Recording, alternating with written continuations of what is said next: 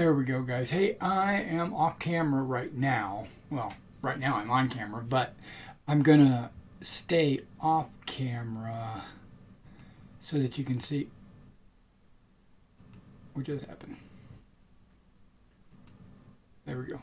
So that you can see the entire table. I'll adjust the camera so it fits better with what I'm getting ready to do. I'm working on some terrain today. And hey, everybody, thanks for coming out and joining me. I am a little late today, as you know. I was planning on starting at 9. I was up and ready to go at 6. But like a genius, I said, well, I got 3 hours. Let me lay down and relax and rest before I start setting up the table and pulling out all the terrain pieces and stuff. I said, I'll figure that I'll do that around 8 o'clock and be ready. And then I fell asleep. Didn't wake up till 9. So I said, oh crap, now I'm going to have to reschedule till 10:30 or something so that I can get everything ready.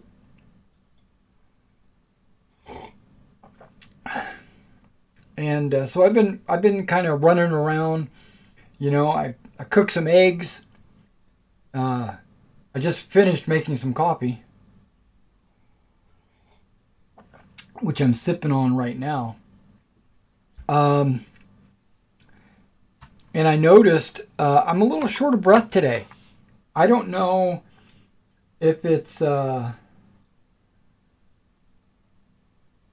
the virus lingering around or if it was the fact that I didn't get very good sleep last night because I woke up every couple hours. I don't know. So, bad nutrition? No, I don't know what it is. So, we're going to, I don't know if you can see it on the screen, but behind the Hit the Beach and Stalingrad and all that, behind those boxes, you can see my MDF boards. I'm going to pull those out. Now, the reason why I got out the Flames of War boxes, which I was using to hold a bunch of sprues in, I emptied the sprues out into another box. I pulled those boxes out because they're wide, right? I needed some boxes that were over 12 inches, and they're like 12 by 18 or something like that. The reason why is that when I go to flock any of my terrain pieces, I'll be able to do it in these boxes and not make a big mess. So that was the plan. That's the plan. So we'll see. I still need to lay out probably some wax paper so nothing gets stuck. But I'm not going to do that unless I feel like I need it. And the only time I think I'm going to need it is when I do the puttying.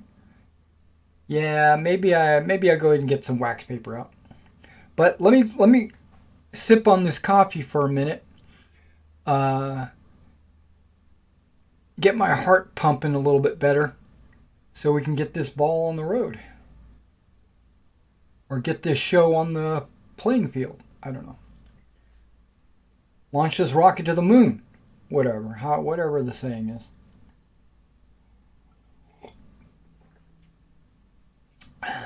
I probably should adjust the focus as well because while I'm here.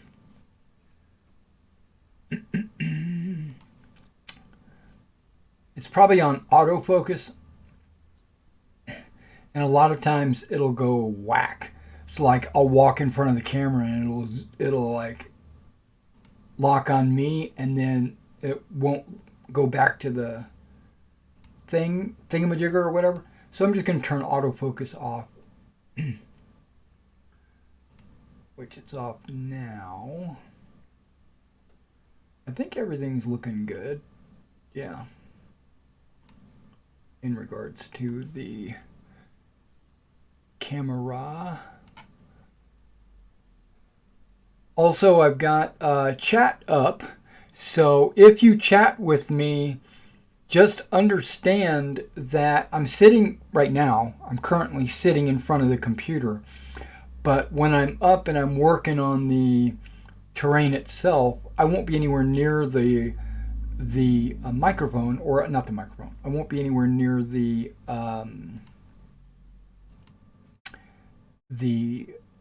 computer, so I won't be able to. You won't be able to see. I won't be able to respond. So maybe from time to time, I'll come walk over by the computer to see if there's any new chats. Um, or whatever.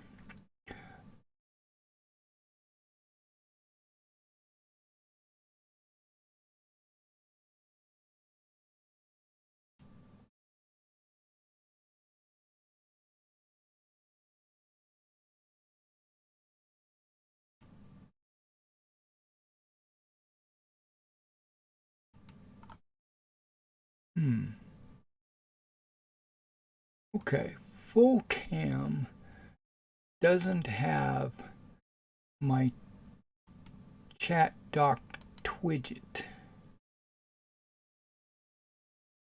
So let's add it.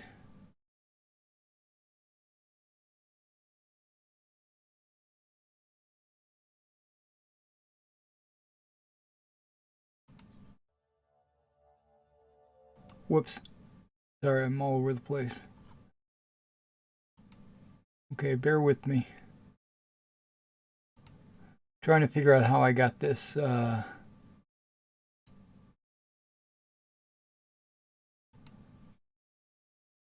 Does that work? Okay, I'm going to try something.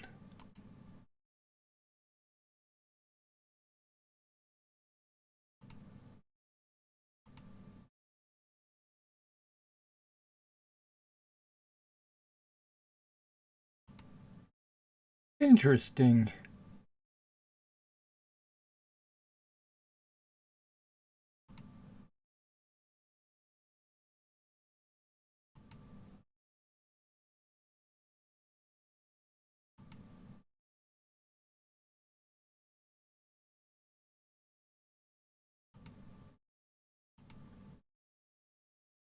Okay, it's there.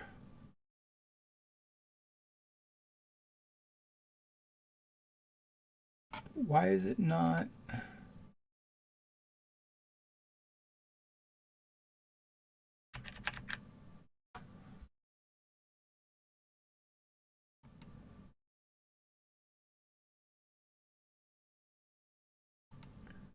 Oh, there it is. Okay.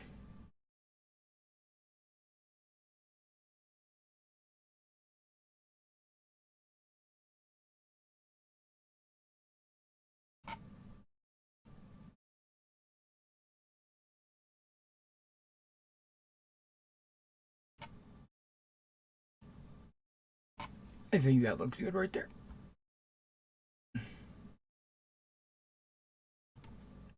Perfect.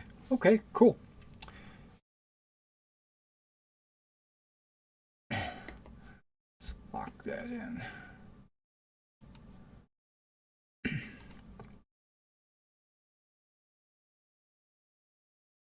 All right, so I don't know if you guys have been following my channel, or if you're new to this channel.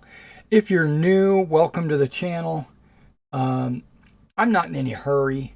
This is it's been 20 minutes and I haven't started working on any terrain. I'm still working on my coffee. You can always watch this later after the fact when I'm all done. But what we're going to do is we're going to work on some terrain that I'm working for Meg. And you know that I've been working quite a bit on my Meg armies, and I did a rules tutorial, which this channel calls boot camps. I've completed the boot camp, so if you're interested in Meg, it's up in its entirety in its playlist. But the one stipulation is I'm still going to do one more video. I'm going to tag it on to the end. And it's going to be something like putting it all together, or what I've learned so far, or my thoughts, or something like that. That's really all it's going to be, is me just reminiscing on what I think those rules are all about, or what makes them good, or what things I don't like about them, what was a little confusing in the rules, and even while I was doing the tutorial, I might have misspoke. So it'll also be kind of like an errata as well, because I'm going to go back and say, this is what I meant, or this is what I learned. Maybe I misspoke, or something like that, to get everybody on the same page. Plus, it's just going to be me BSing with everybody about those rules. Okay, so I still have a lot of stuff that I want to get down or out to get ready to do this, right? I've got some Mod Podge, I've got some spray adhesive. I even have some paper flock. But I don't know if I want to do any paper flock. I've been thinking about that over the last few days. I was thinking I was just going to take a board, spray adhesive the board, and then put like a grass paper on top of it. And I've decided against that, because that will look too manicured. It'll look like, now on a field or something, that would be fine. That would be great. But on a, I don't know, like a crop field, that's another thing. I got to find my crops. I got to find my, what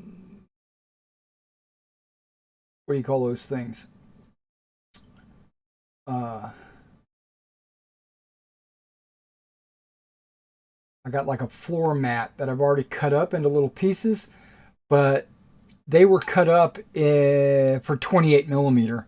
And I need to cut them a little bit more for 15s.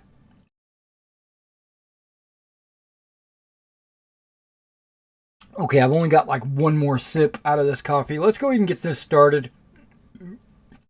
We're going to have to adjust the camera. Let me switch my microphone to the one that's on the table.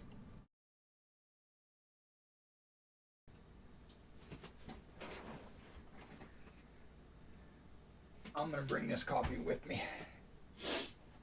Okay. Ooh. Let's adjust this camera. Okay. It's a little far away. I hope you don't mind.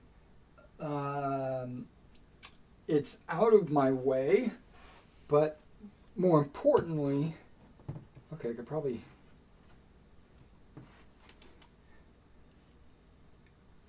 bring it in a little bit.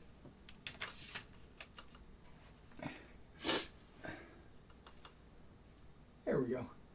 I don't want to, I want you to be able to see everything I'm doing, and not just a small portion of what I'm doing, if that makes any sense at all. Okay, so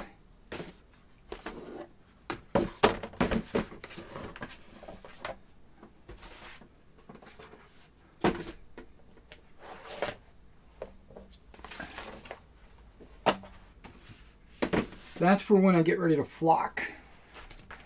I saved these rings.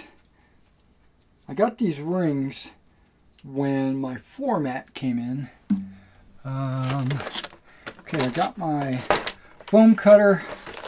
I've got a wire brush to scratch rubber or foam. I got these mini craft sticks because when I put the, I'm not going to use Alex. I'm only going to use my Alex on my flexible terrain. I just thought about that. Why did I get that out? I'm going to actually use plaster on the boards, and then I'm going to take a craft stick, one of these, I don't know, what is it, 10 millimeter maybe even, and I'm just going to use one, and I'll discard it when I'm done basically, or I could probably wash it off, but I'm just going to drag it across the plaster to give me some ruts. Okay, I'm talking about all this stuff without actually doing anything, so let's go ahead and just start doing things.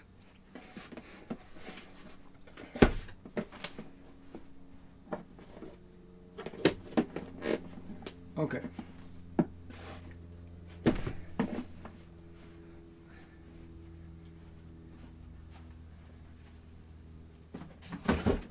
I'm taking anything off the table, well, I was taking anything off the table that I'm not using for the terrain building. These are all empty boxes, right? I think they are. Okay, and you see I found my coping saw. I don't even know if I'm on camera, but yeah, I found my coping saw, but the blade, it's kind of dull, and I could invest in some more blades, you know? I could.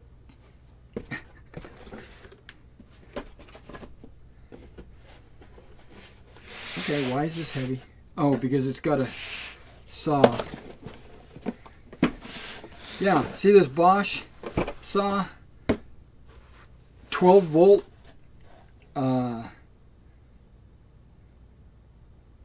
It doesn't come with a battery. Some bullshit is what that is. It's bullshit. Okay.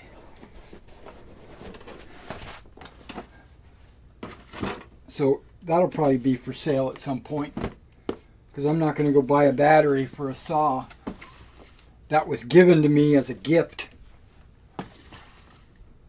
Okay. See, that sucks. Somebody gives you a saw, but they don't give you the batteries.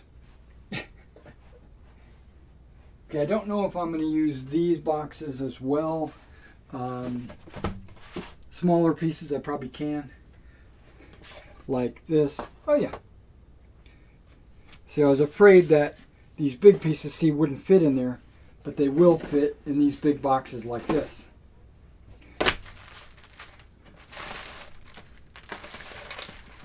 Okay, those are the terrain pieces we're working on. Oh, and this one too. These are extra boards, because this pack came with 24 boards. Which is pretty awesome. 3 millimeters, so they're normal thickness for MDF.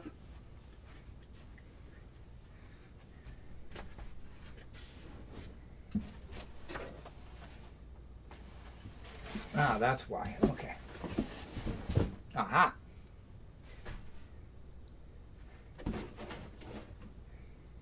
Okay. I want to find all the materials that I'm going to be working with first. Basically, I'm prepping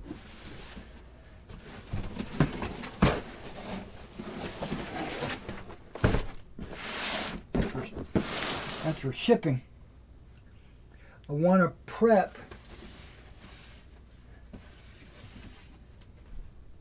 my workspace with all the supplies I need,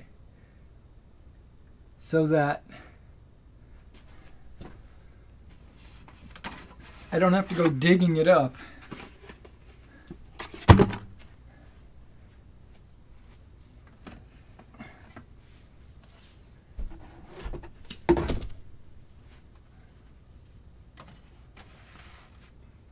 Okay, I might use that. Most likely I'm gonna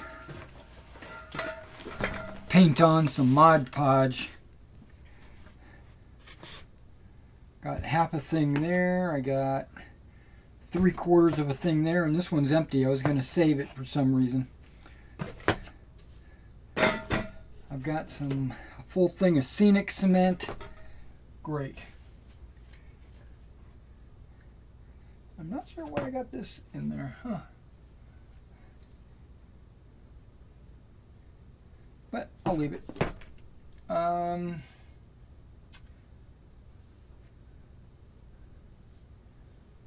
what am I looking for? What?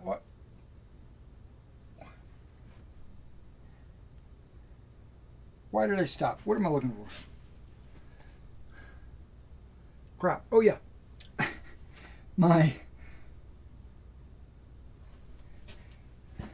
There's also some stuff on this shelf over here that might be useful.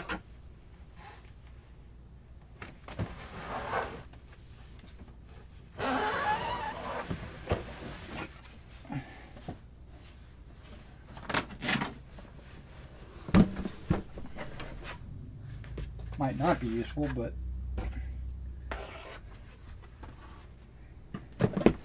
I got a bunch of different flocks and gravel and deadfall. The deadfall I actually created on my own, but this is going to go in the woods.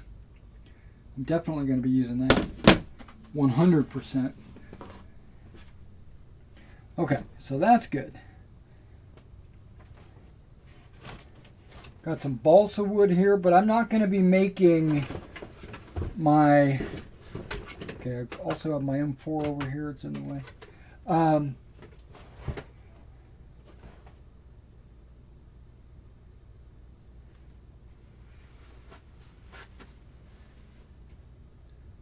Yeah, put that in the way.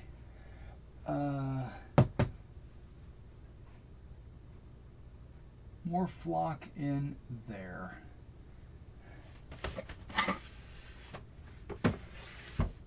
That's paint, which I'm probably not going to need.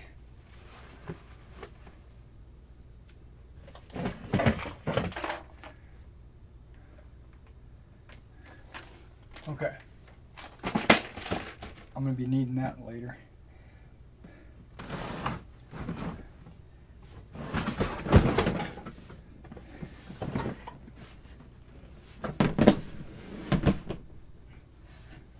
Okay, I got a couple of boxes back here that are in the way. I'm just going to move them.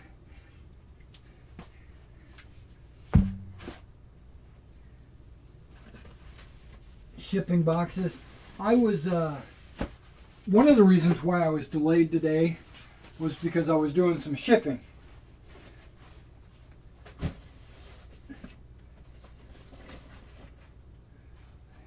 The last 2 days, I've had as many boxes going out as I've had all month. Yeah, it's weird, right? I think it's because of my sale.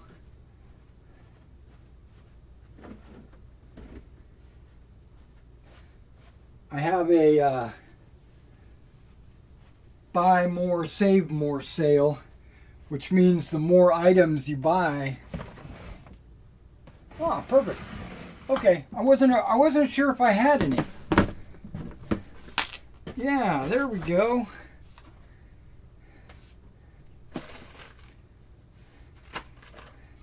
I knew, I wasn't sure if I had any lichen.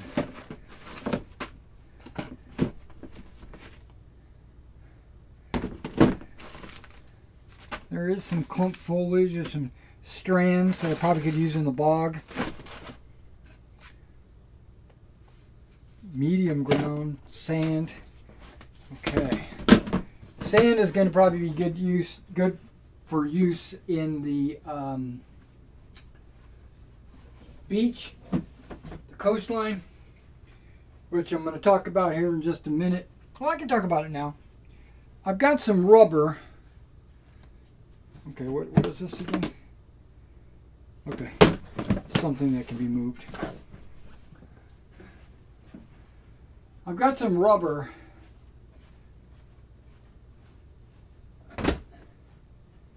that I cut up. It's exactly like this, but I cut it into a 3-foot strip.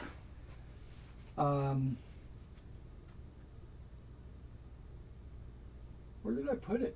I put it in a box. What did I do with that box?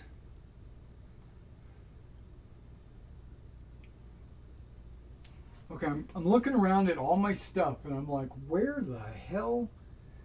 Oh, right behind me. Duh-huh. Crazy. Okay. So I cut this rubber out, and when I cut it out, I beveled the edges, and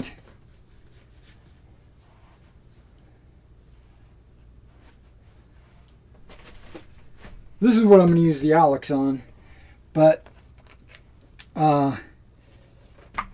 it'll lay out, and it's 3 feet, and this will go along the table edge, but it doesn't really have to. We can play, because this is 6 feet, and a Magna Battle is only 4x3. So this will just be one of the table edges. I'm going to grass this edge, and I'm going to put sand down the middle, and then I'm going to put liquid texture along the outer edge. So you're going to have like a very thin layer of grass. It's just so that it'll match whatever battlefield we're playing on, which I'm going to talk about here in just a second as well.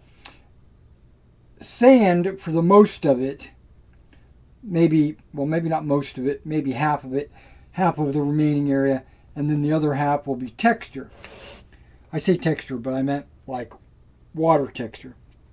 Now, the downside is, or not the downside, it's just, I'm not doing this today.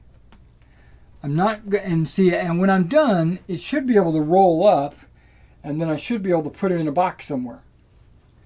But I'm not going to do this today, and the reason why, I want to do a bespoke, a specific video on making my coastline.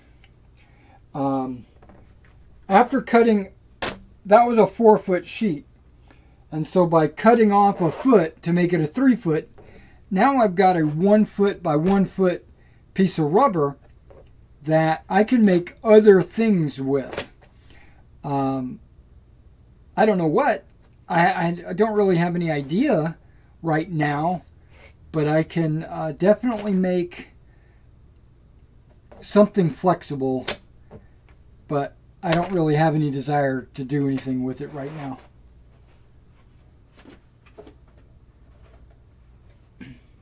Also, there's going to be a Roman city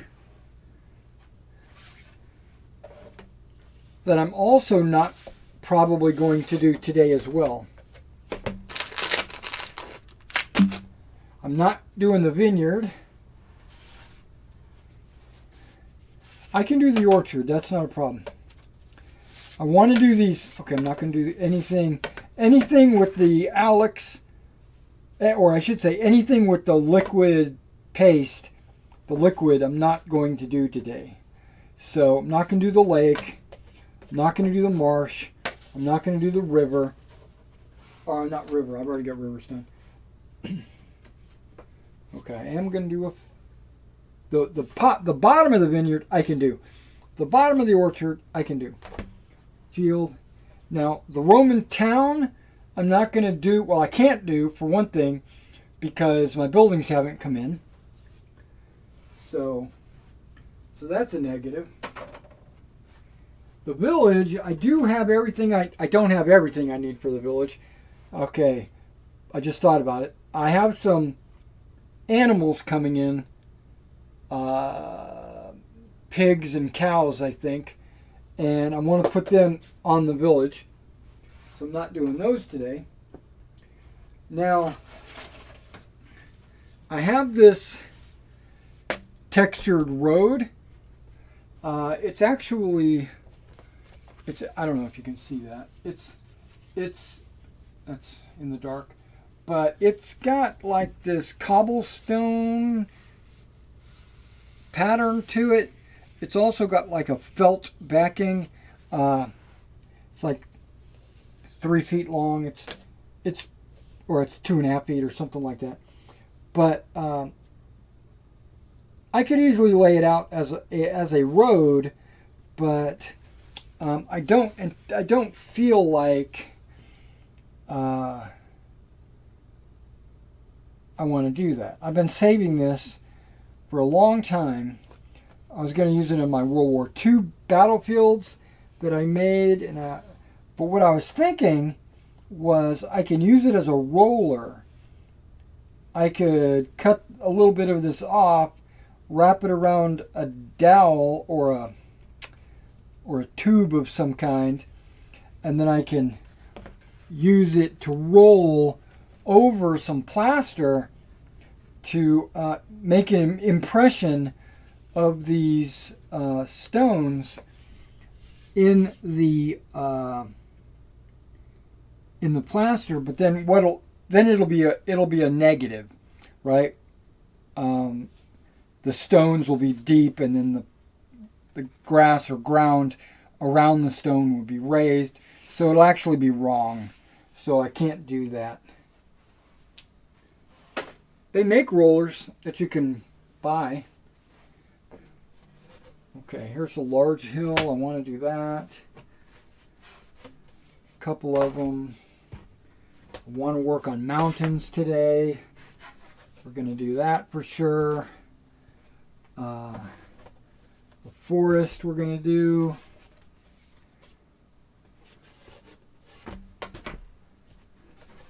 The crop I think I'll be able to do. The field I think I'll be able to do. And brush if I can get to it, which I think I'm going to be able to do. Okay.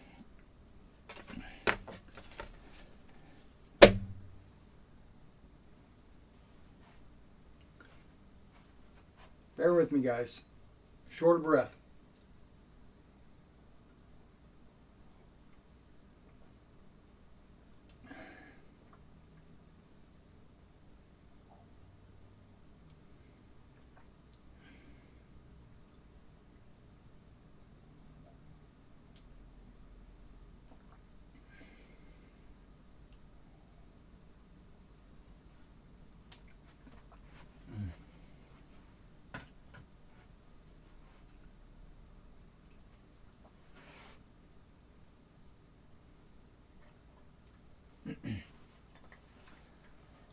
Okay, I got a couple of these cups for mixing up Mod Podge and paint.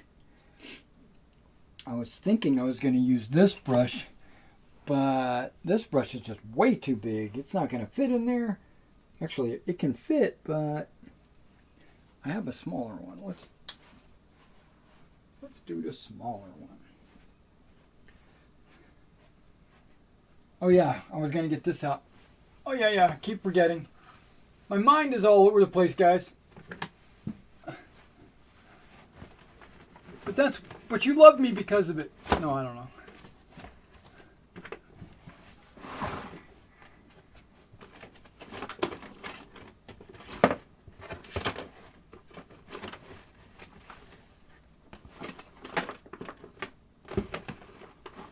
Ah, there you are.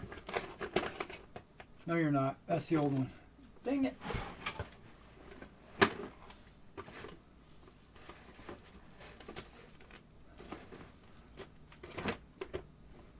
I could have swore that I put you in here.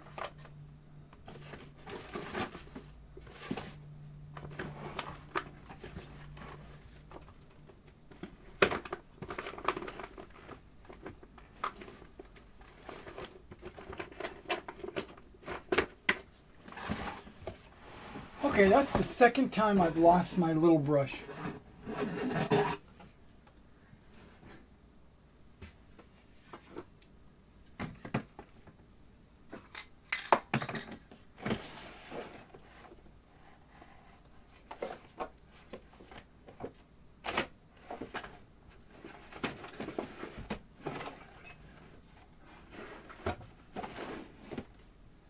Wow. I know I put it in there.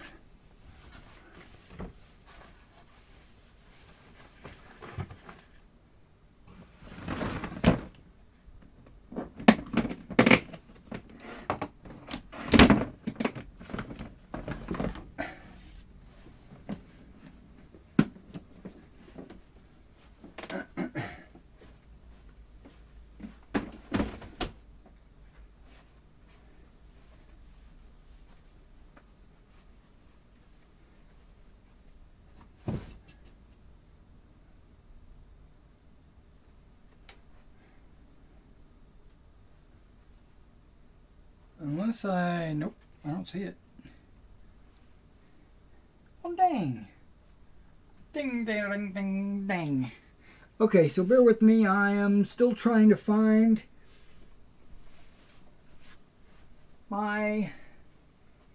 Aha! I found them. I knew they were there.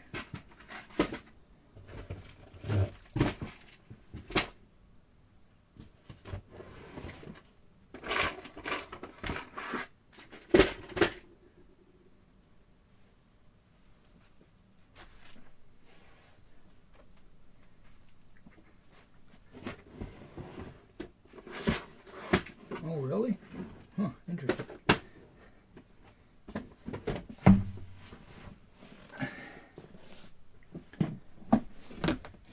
That's what I was looking for.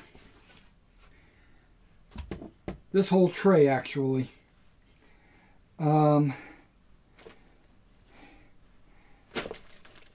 got some crops. It's basically fur that I painted just to give it a, instead of it being white, give it a brown look. I've got some paper for fields that I don't know if I want to use. Some old hills that I don't want to use. And here's some other boards. I'm going to pull those out and see exactly what they're all about.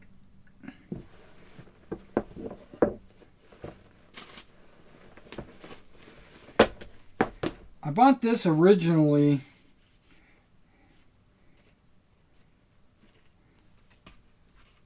to go on a thatched roof, basically to not a thatched roof, but like a yeah, I guess so, like an old, you know, European house. It was going to be the roof, an old Gothic roof or whatever. But these are the fields that I was talking about, and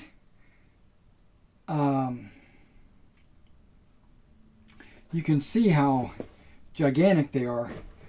But I was going to take some of my smaller pieces and cut them down to like 2x2 squares. I don't know that. When I say 2x2, I mean two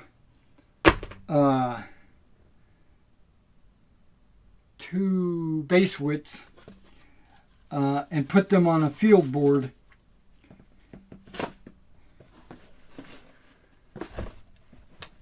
Okay, so that's okay. I think we're good. We can start.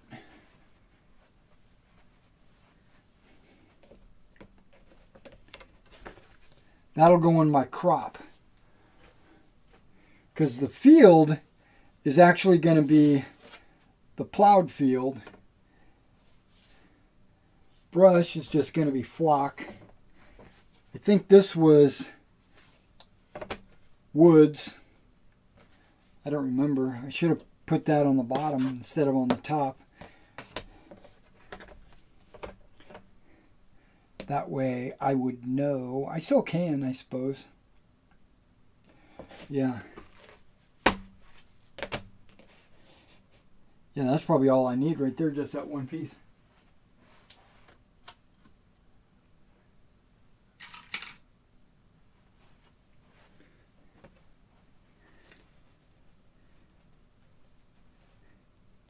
Yeah, it's just under 2 base widths, which is perfectly fine right there.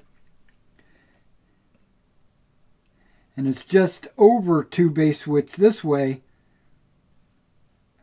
So if I just cut this in half both ways, because what I plan to do is put like a little hedge, very thin, like super small clump foliage along the outer edge to kind of give it a kind of give it a, and not even complete, like maybe the corners and then maybe a gap, and then, you know, because people would need to get into the field. And then these pieces can be moved around inside the field.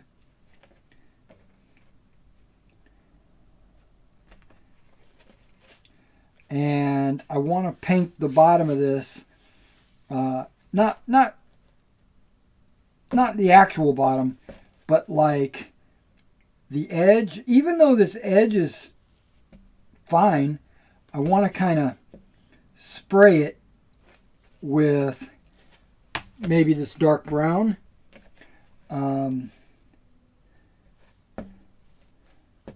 I'm afraid I'm going to get it on the... Wow, look at that. So maybe I'll do something like this and then spray it so that I don't... Yeah, I think that's what I'm going to do. Because I want to spray all these with this color anyway. So that's all I need from that. I'm only making one crop. Okay, these are pieces I made a long time ago for Field of Glory. And this will still work and these will still work as woods or forests or whatever I want. This is a little large, but it'll fit in as compulsory. The big ones will fit under compulsory.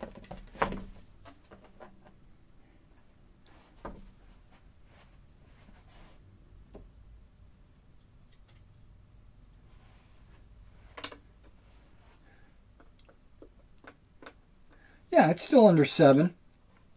So that could be compulsory as well. Okay. So I'm going to have enough woods and forests.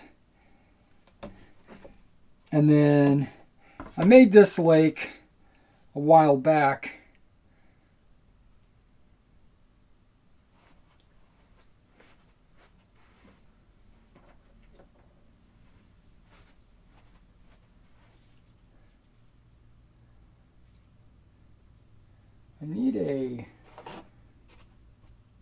I need a dump box. That's what I need. I need a dump box.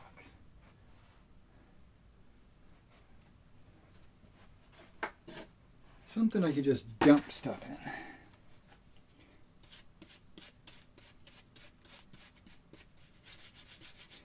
I didn't use any kind of texture or anything. This is pre-texture for me. This was a long time ago. This is just gloss. The edges are not raised. The brown was just painted brown, and then I painted a secondary color, and then I flocked the edge. It could still be used as a lake. So, and then this was going to be like rocky ground, right? So all of those are still usable. That's great. That is really good. Okay.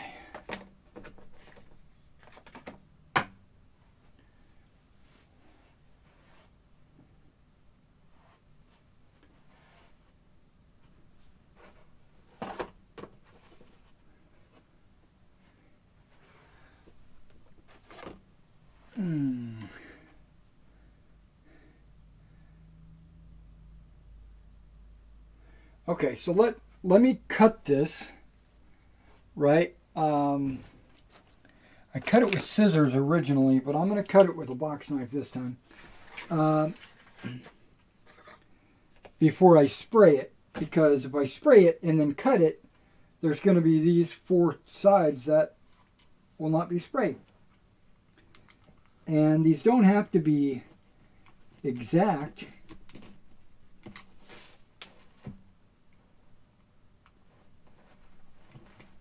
Oh yeah, much better on this side.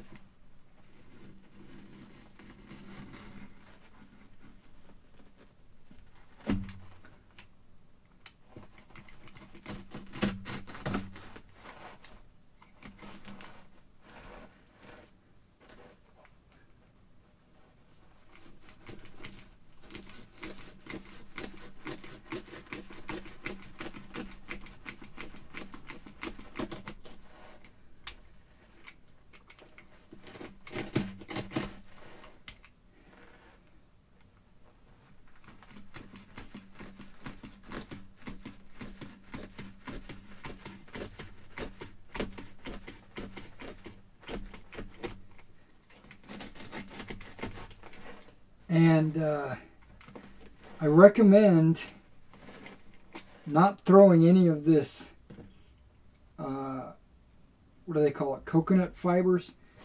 I recommend not throwing away any of these coconut fibers because I can use it as deadfall. I could make,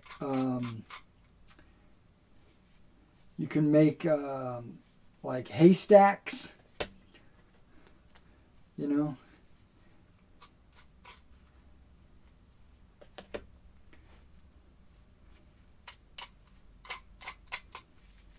So basically I'm just cleaning off all the extra loose pieces.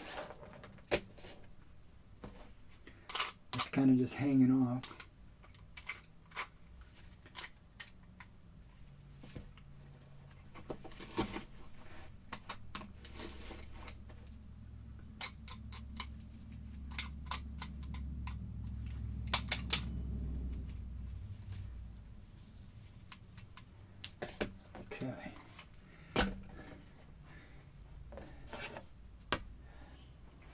So the crop, you see, I'm just going to put like 4 of these loose pieces on this board, and then as I move figures through there, I can pick this up and adjust. I can slide it around. I can turn it if I need to. You know, basically making room for figures to move through the crop. The bottom is just going to be like a dirt texture. I'm not even going to... now I might put a little bit of this down, like on the crop field, to...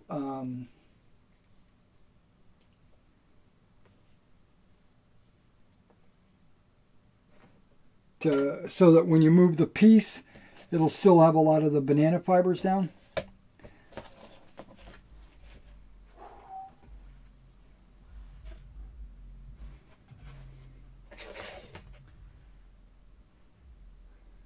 Okay.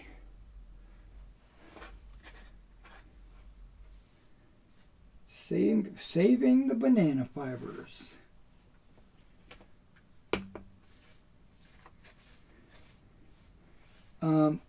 I was going to start at like 9 and then continue on for 3 or 4 hours. Because I knew this today was going to take a lot of drying time and stuff like that. Now, in one of my tubs,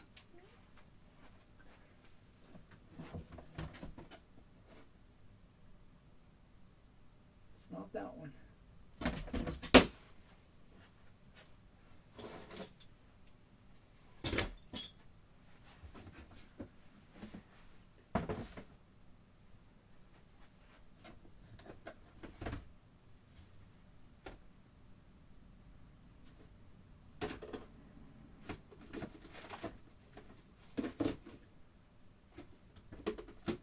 I thought it was this one.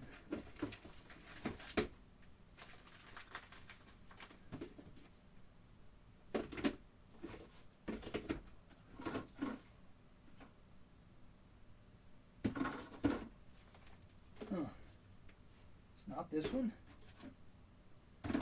Interesting. Okay.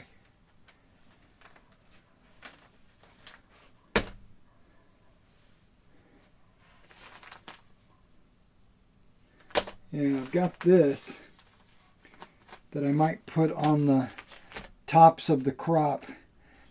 I thought about just going ahead and painting the whole thing brown, just not worrying about it, and then putting a layer of glue on the top and then sprinkling this just to give it kind of a...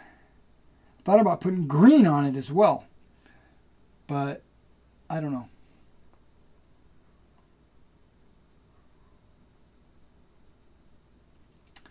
I don't know.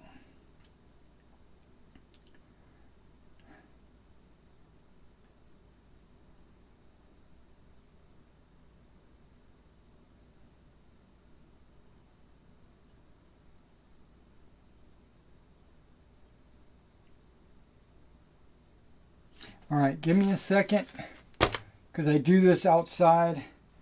I'm going to spray these, and then we'll get started doing something else.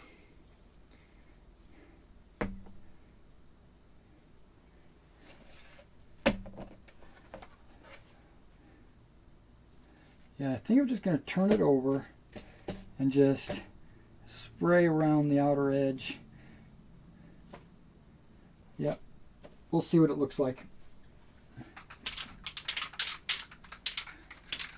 I don't spray in the house.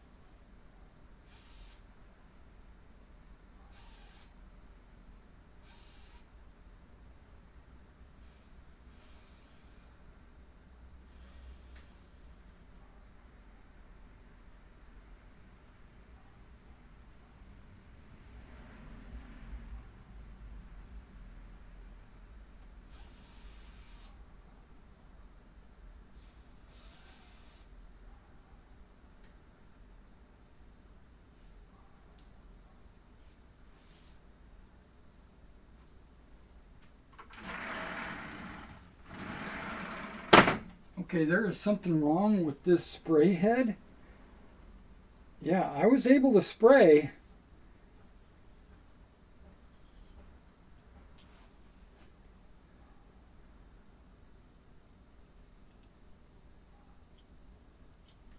But this spray head was...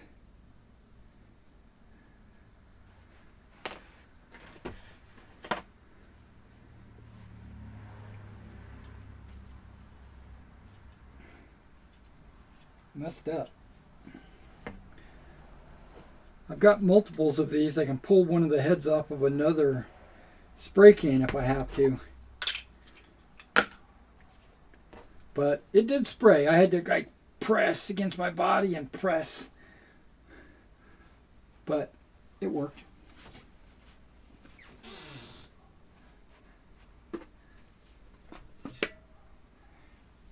Looks like I got a couple of those small pieces already.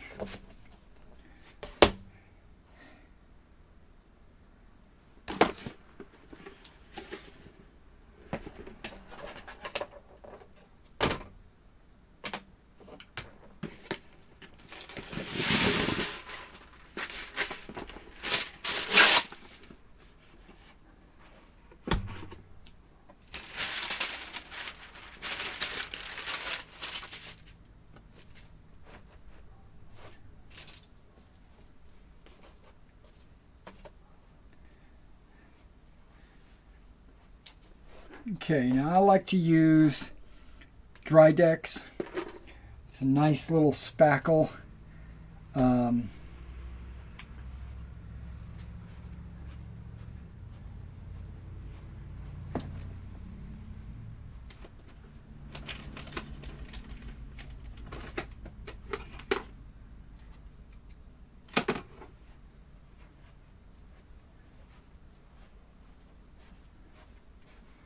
Probably a little dry. I haven't used this in a few months.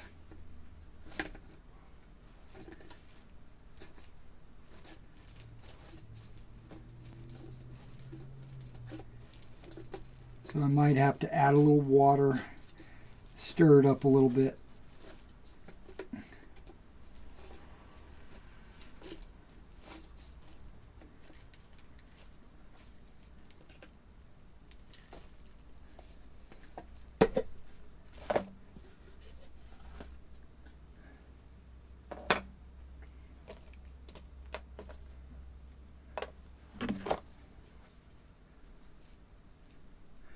Yeah, it's nice and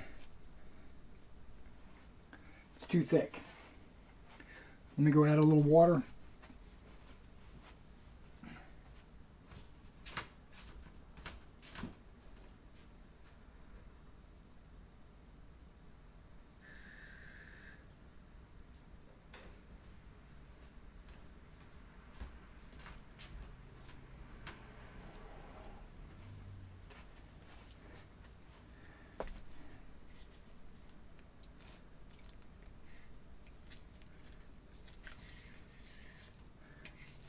Now normally when I store it, I add water on the top layer so that it doesn't dry out, knowing that it might be a while before I use it again.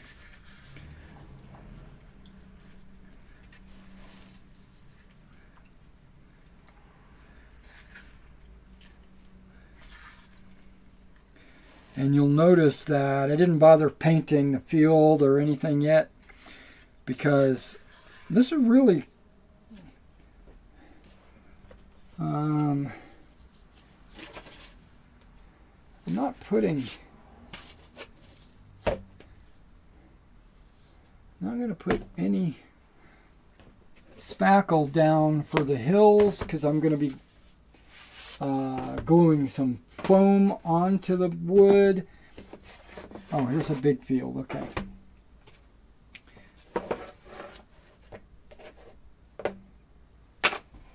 Or the mountains, or the vineyard, or the forests.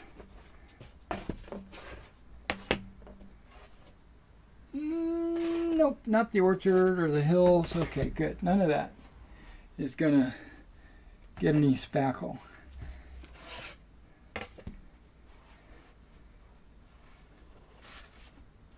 The lake and the marsh both are. So why don't I just go ahead and do those as well? Even though I'm not going to finish them today, at least I can get the plaster down on them.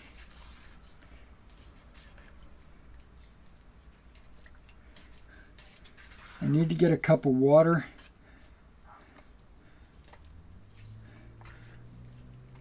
So that I can put my fingers in the water so that it won't stick to my fingers.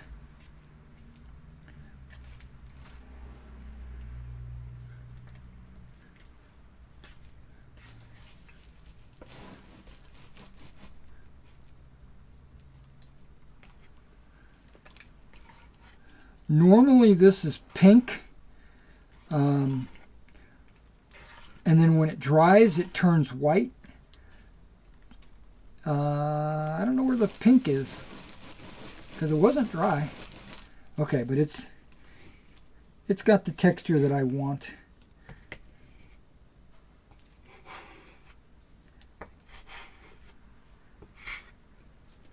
Okay. Let me get a cup of water for my finger.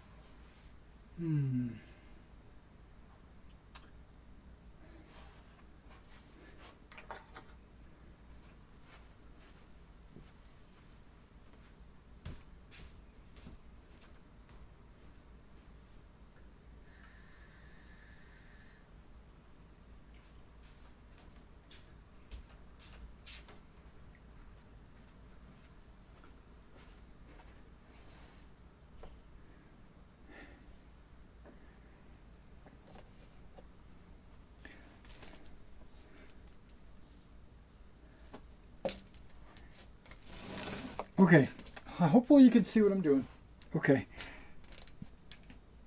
I'm basically just putting the spackle on the board, and I really only need to spackle where the actual fields are going to be. I don't need to spackle it all the way to the edge or any of that nonsense. Because when I go to paint it and flock it, I'm going to be painting and flocking to the edge. Plus, I'm going to be, remember, I'm going to be putting a hedge around it. So, and it also doesn't have to be super thick.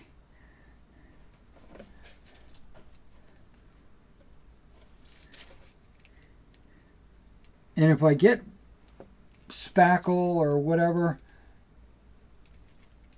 too close to the edge, that's okay, because this is terrain, and terrain is supposed to be imperfect, right? Okay. Now I take my little stick here, which I'm not going to use that one. I'm going to use a fresh one. I'm going to get it a little wet. I probably could have soaked it, but which way do I want the crops going? Do I want them going this way, or do I want them going this way? I think I want them going this way. Okay. In that case, let's make this ground a little imperfect. There we go.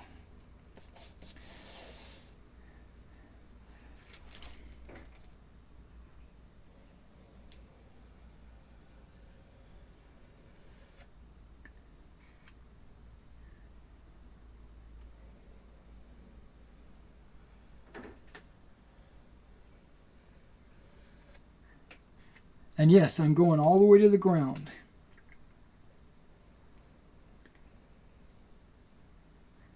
These are about 10 millimeters apart. Approximately. What would that make it in a 15 millimeter scale?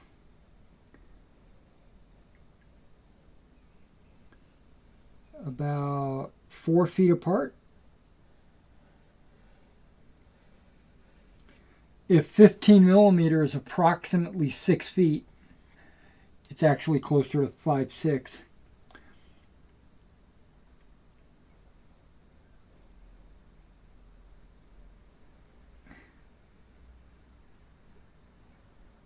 Then that makes every 5 millimeter approximately 2 feet.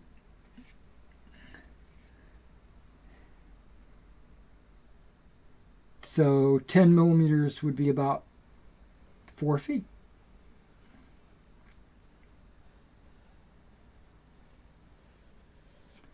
And again, this doesn't have to be perfect. Water, there we go, perfecto.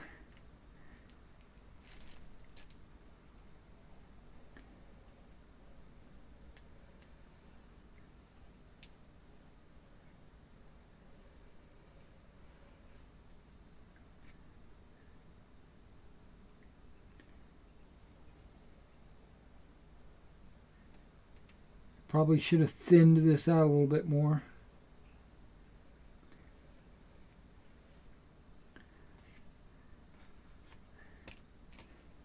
Yeah, it's kind of thick over on this side.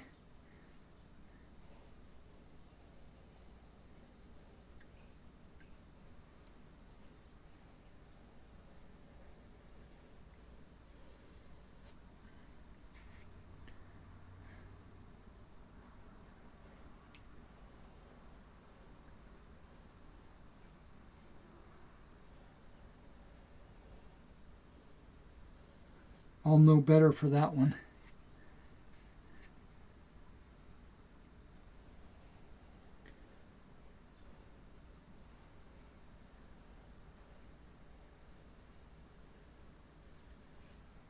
Ooh, that was a little bit of... a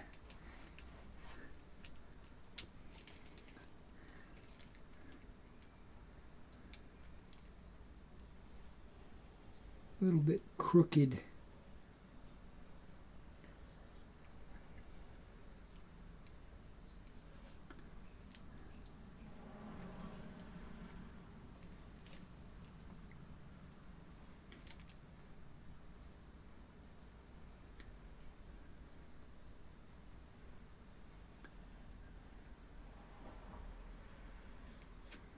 Okay, so what the plan is here is to paint the entire thing with dirt, and then once all that is dry, then just put strips of glue along the top of these little ridges, so when I flock, the flock will only stick to the top of the ridges, which I think I'm going to use that.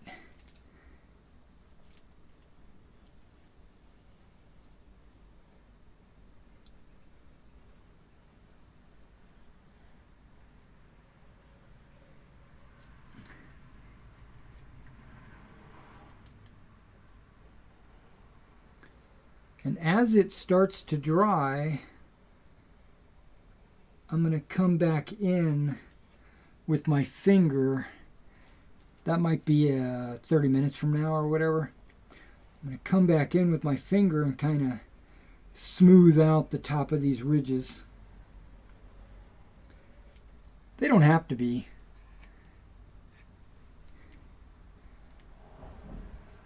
Okay, one more on each side, it looks like.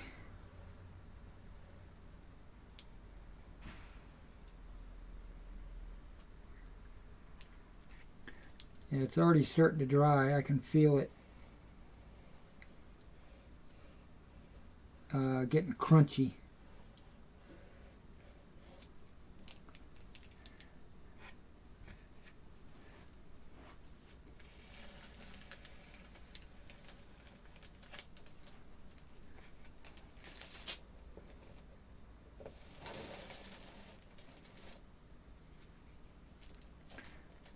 Yeah, that'd be fine.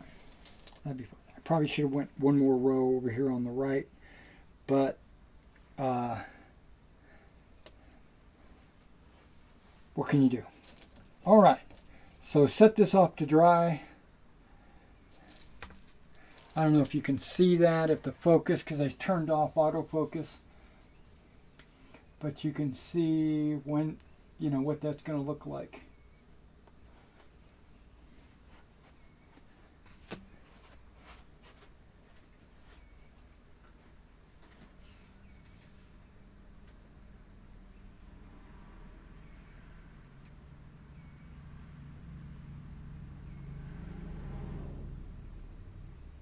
Hey, Yarn. Yeah, I'm making it for 15 millimeter, which is 1 to 100. HO is 1 to 87. So yeah, it's pretty close to HO.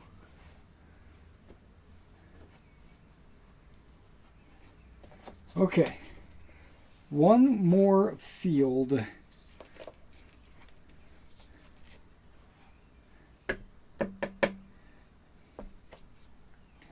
Now, this giant field, I think I'm going to make 4 fields in one. It's like, because it's a giant crop area,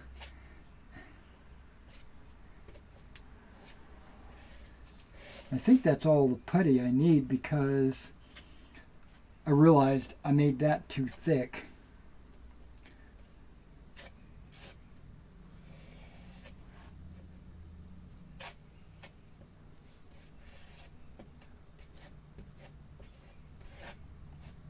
And if that's Arnie from my Harn game, I don't think I'm going to be ready for tomorrow night.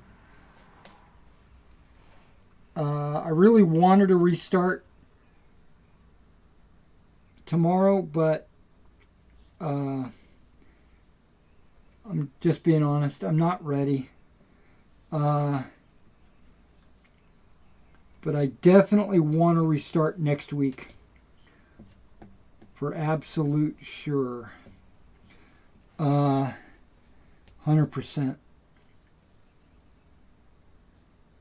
So I'm going to post that. I was going to post that I wanted to start this week, last week, but then I realized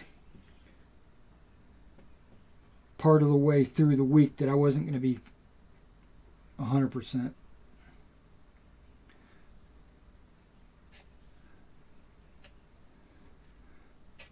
I mean, I got my Harn World book in, and I still haven't even broken the spine. So I don't even know what's in it, even though I already have the PDF, and I've gone through the PDF. I anticipate the book being just a little bit different. Yeah, I got to thin this out. This is way too thick.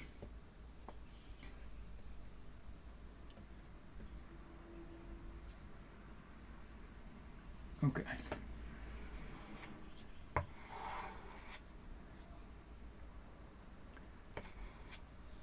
Here we go.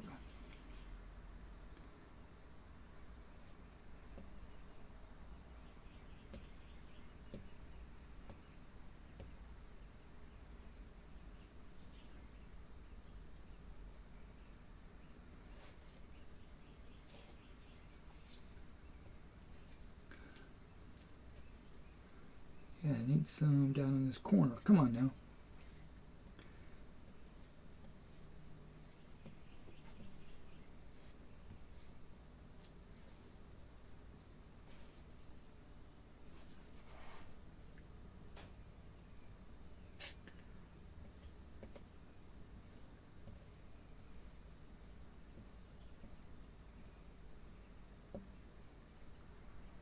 I'm surprised he didn't do a crop this big. You know, I only did the crop in the small piece. Okay. Okay. I think this is thin enough. Well, maybe not up here.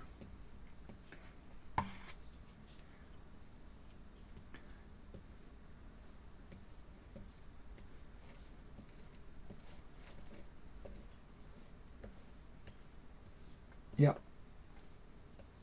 There we go.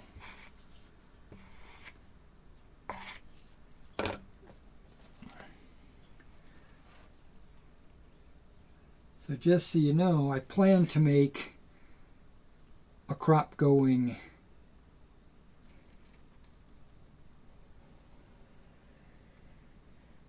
that way.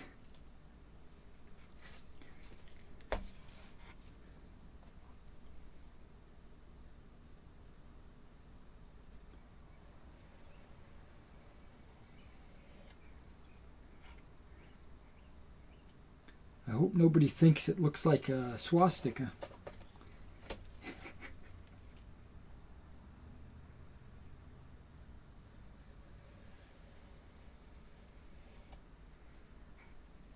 But I don't give a shit if you think it is or not. Whoa, dude.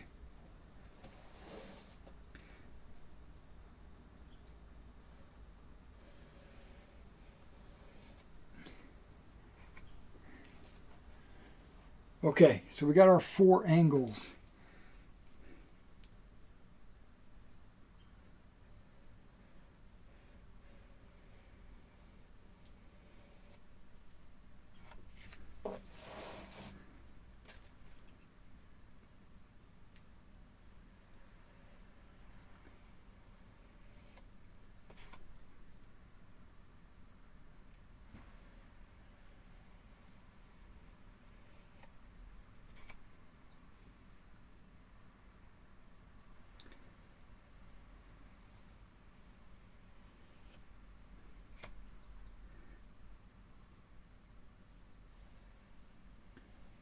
Oh no, zigzagging.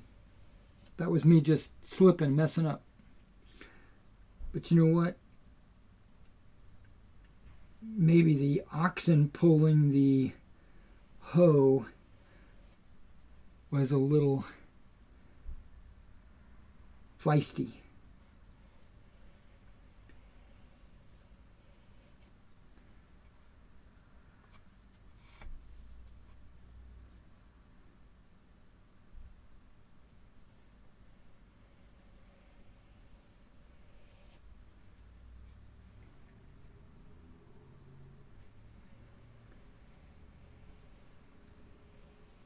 Yeah, this one looks way better. And I think it's because I made the plaster super thin this time. Okay.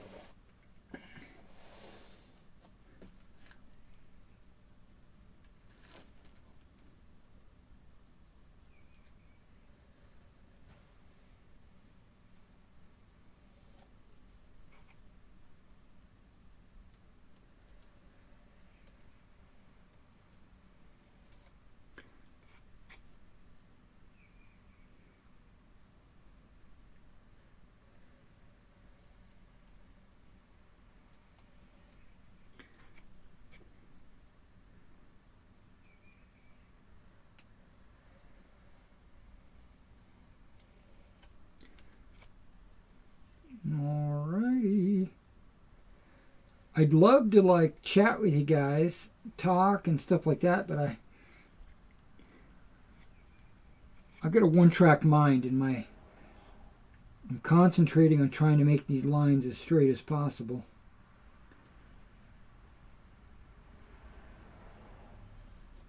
And you notice I'm kind of going slow. It's giving the plaster an opportunity to kind of move to the left and right without messing up. It give it. I don't know how to explain it. It gives it an opportunity to move out of the way.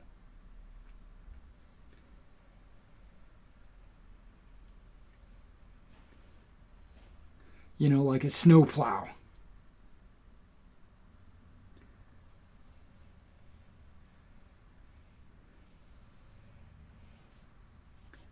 Now, I considered getting a piece of plastic and making a field template, just cutting the side of the plastic with little notches, and then just going over it one time.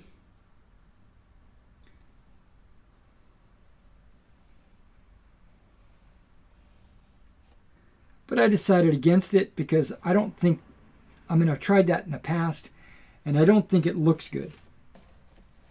It looks, I don't know. This technique just seems a little bit better.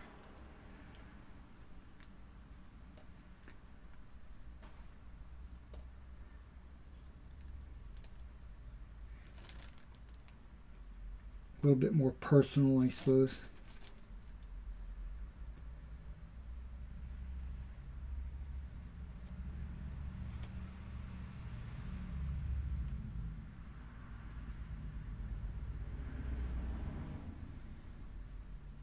Plus, you get the imperfections.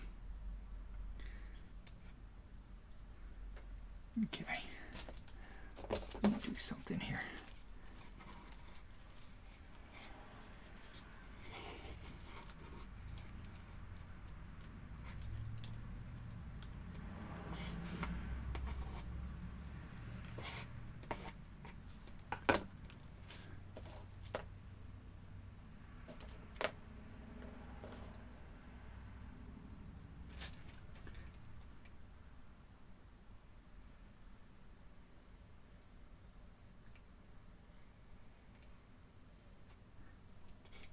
Clean the edge because it looked like they were starting to dry along the edge.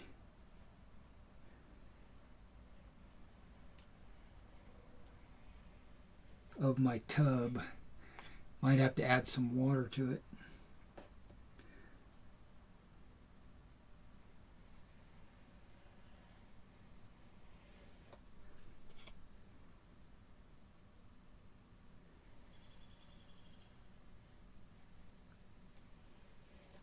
Now this popsicle stick that I'm using is 10 millimeter wide. So it's kind of giving me a guide on how to, measurement.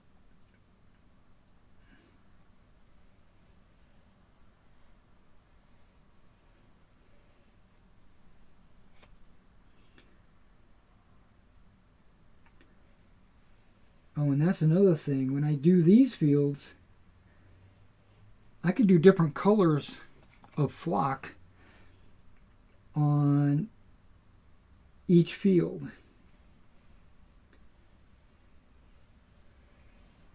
Giving you the impression that they planted different things.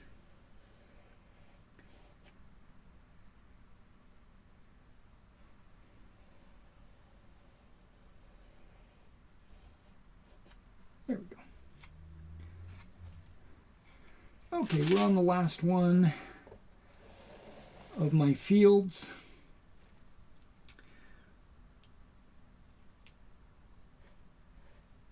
Whoa, wait, what am I doing? I'm snaking it. Ooh, that was bad. Right there at the beginning.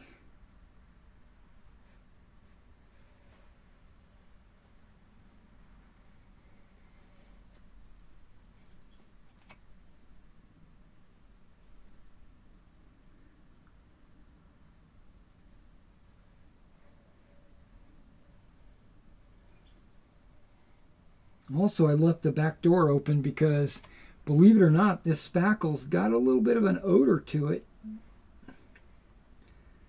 And as it dries, it releases a fume. I don't know if you've ever been in a house where they just did the drywall or the plastering and you got that smell in the house. Kind of exactly what it smells like.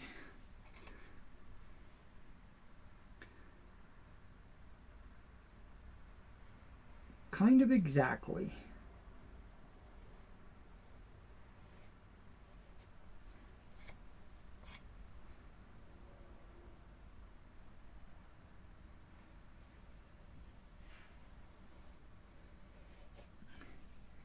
Now I don't have to do any flocking on these.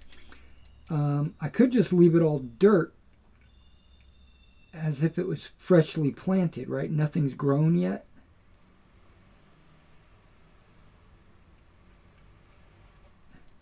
But that doesn't look right. It does look right, but that doesn't look exciting, or it doesn't look good on the battlefield. Actually, that's not true. It'll look good. It just won't look... I don't know what the answer is. It wouldn't look dramatic. I don't know if that's the word.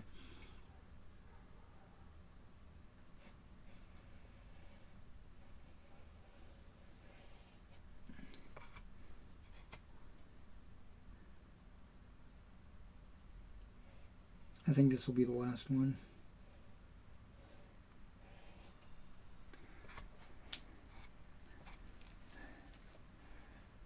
Okay.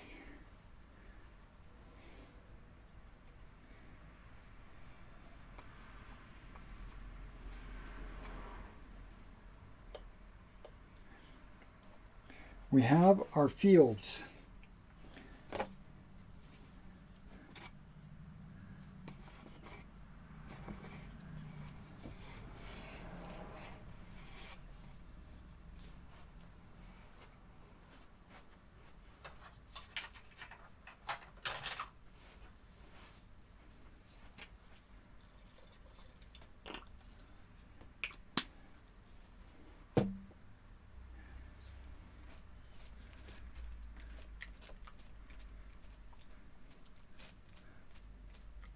keep it moist.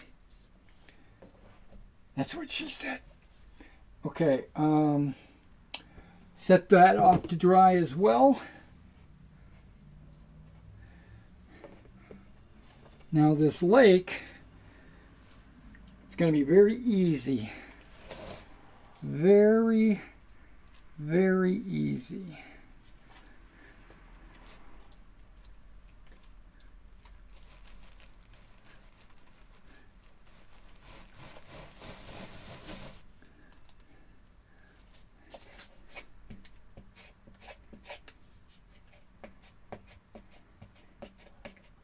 Covered the word lake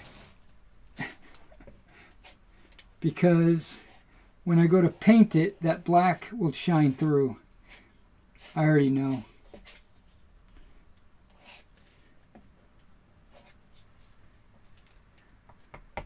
Now we're not puttying all the way to the edge. Right? Because the edge has like a little lip to it, a little bevel. But we're getting close. And this is going to require my finger action once I get it laid out.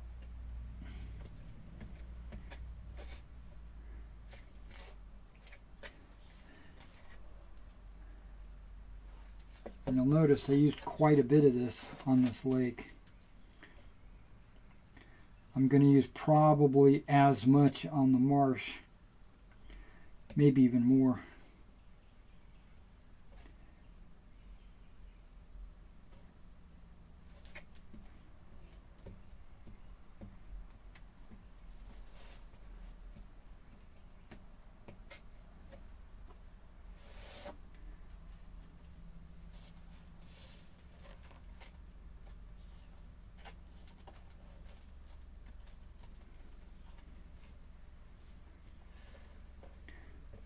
Okay, now it's finger action.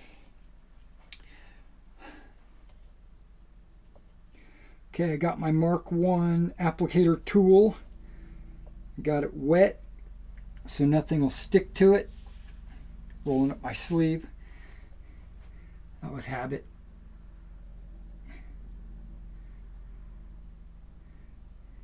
Now if you haven't noticed, I'm kind of pulling from the center to the outside.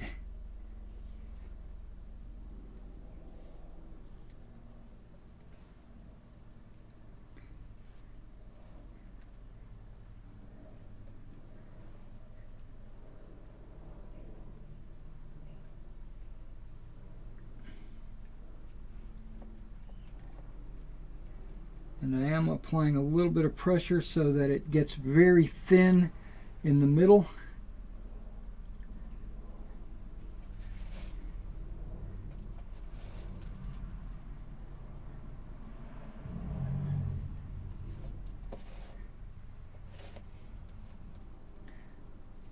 Now, depending on the shape of your lake or what you want your lake shape to be, to me, I'm basically going to make it just oval. I'm not making it any crazy pattern, but if you wanted to, you could do that.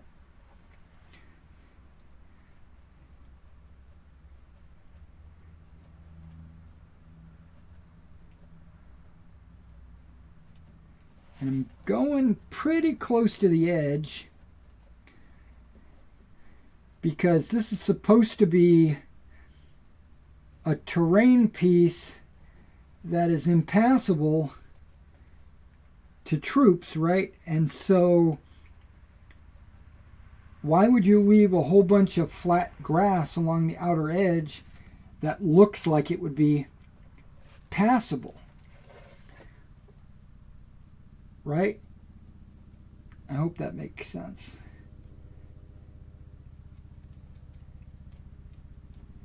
You want this impassable water to be very close to the edge. And just let your opponent know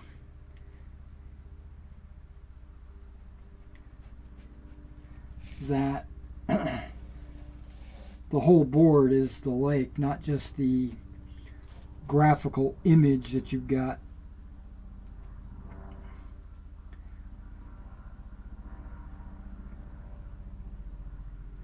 That's the way it is with all these pieces of terrain. It's the board that it's not the physical piece of terrain that's sitting on the board.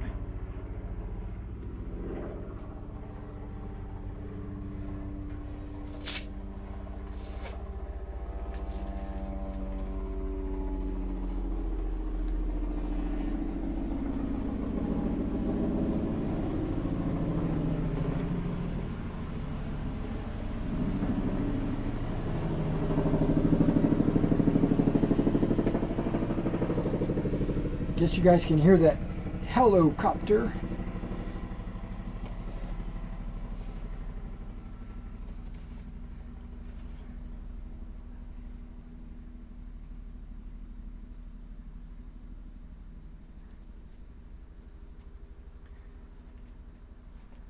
That didn't sound like a Blackhawk or a Huey. I'm very familiar with the sound of a Blackhawk or a Huey. Or a Chinook. It kind of sounded like maybe a Ranger, which is a Kiowa.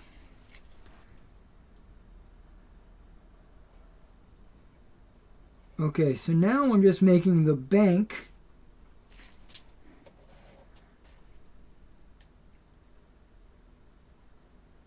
And it doesn't have to be thick.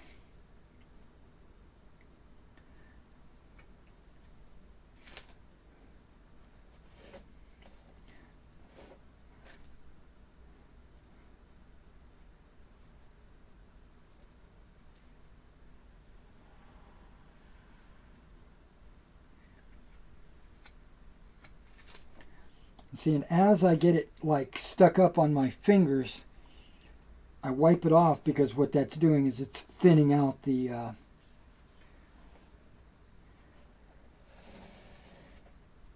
amount.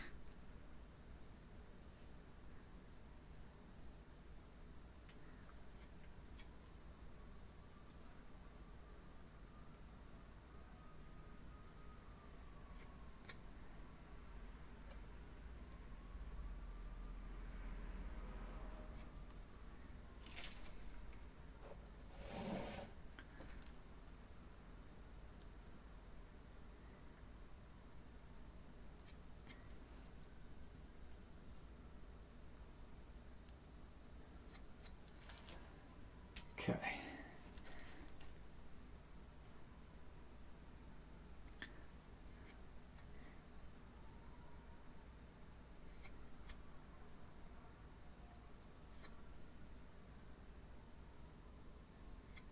Yeah, I can see there's just a little bit too much. That ridge or the berm or whatever you want to call it was just a little too high.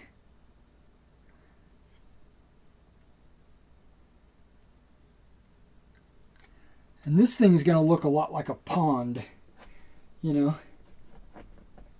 Okay, that needs to be cleaned up.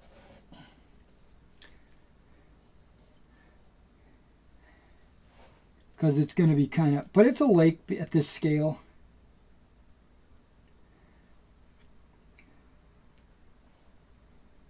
When 40 millimeters on the table represents about 100 men, what are you looking at? About 2 men per millimeter? Approximately?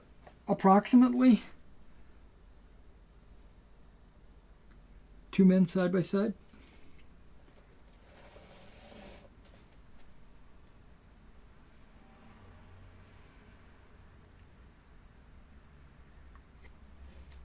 And some of these corners or whatever, I'm trying to work it closer to the edge.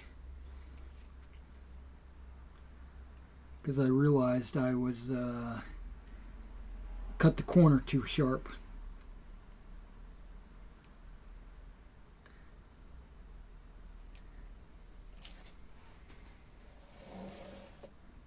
Yikes. My finger slipped.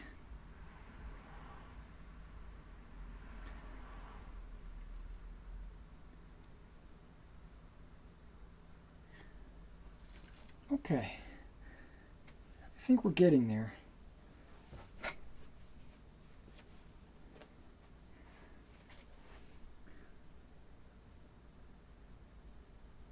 Okay, let's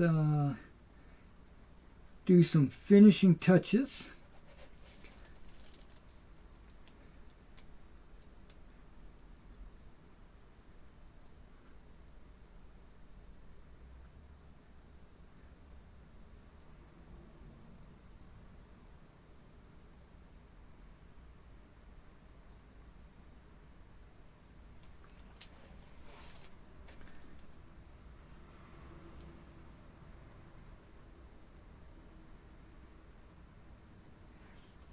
Yeah, the top of this berm just seemed a little bit too sharp.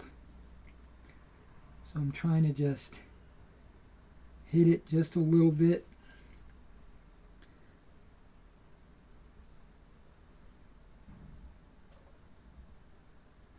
To make it less sharp. And then I use a lot of water in the middle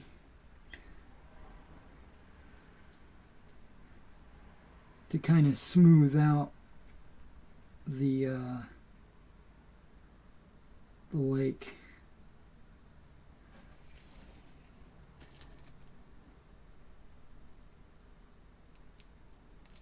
Okay, that looks good.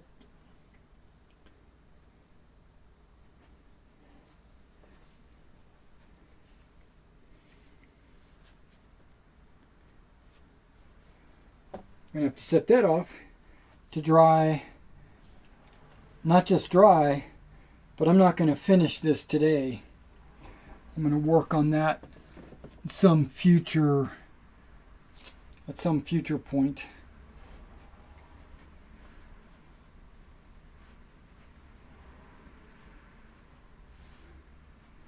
Same thing with the marsh.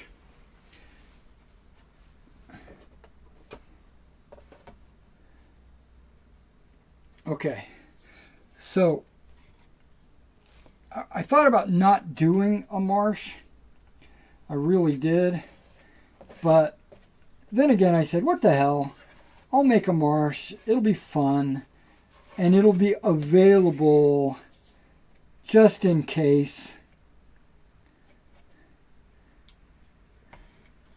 You know, I need it. So it's going to be a lot like a lake, but not. How do you like that description? But no, it's going to be I'm going to make little hills and little ponds. Oh, okay, that's probably actually enough because I'm going to use my finger to thin it out and all that. Okay. So let's get it close to the edge.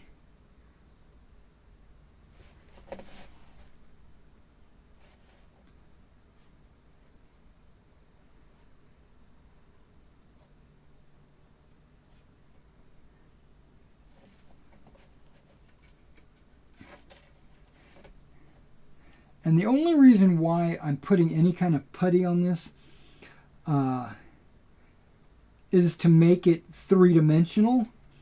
So it'll have little bitty knolls or hills in the middle of a bunch of different ponds so that and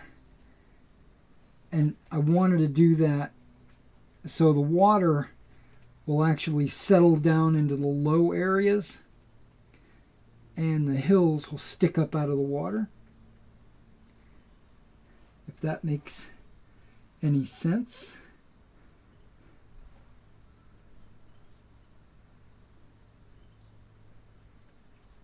Okay. So how do I want to do this? I wanted kind of a nice solid hill in the middle. Doesn't have to be big.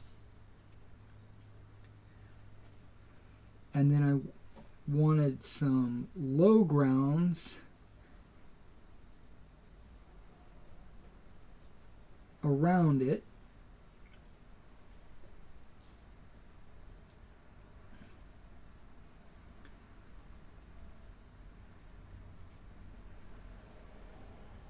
I'm pushing pretty hard with my finger to make the low ground.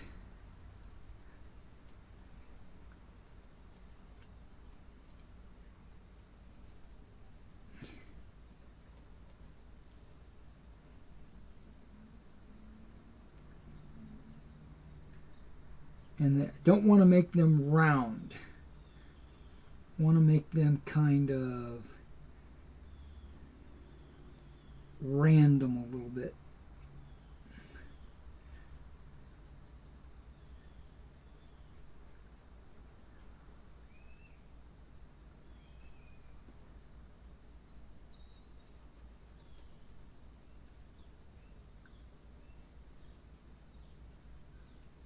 Okay, that one looks good already.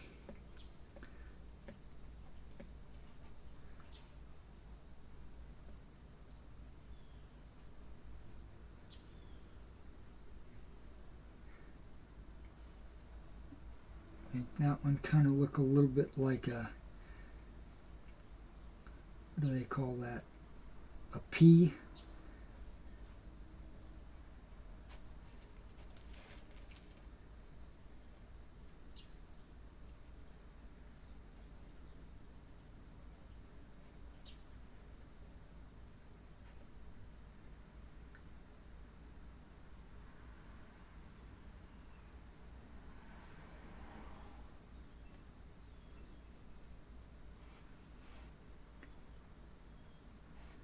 Yeah, one of the areas is not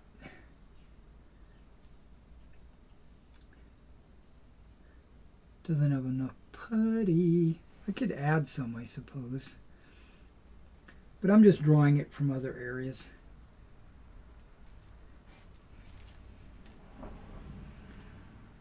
Because I want my water texture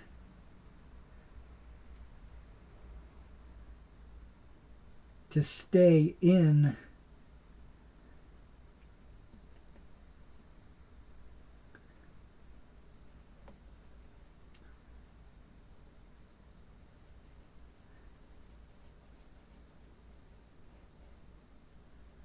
the area that I'm marking out for it.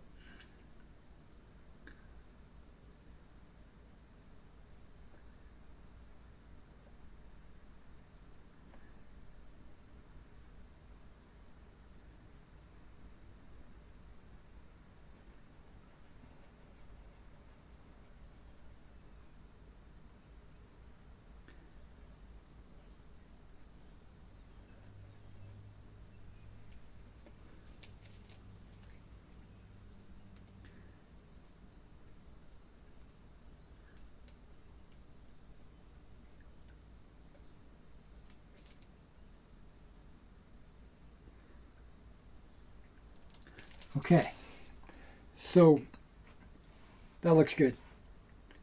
So when I paint this piece up, I'm gonna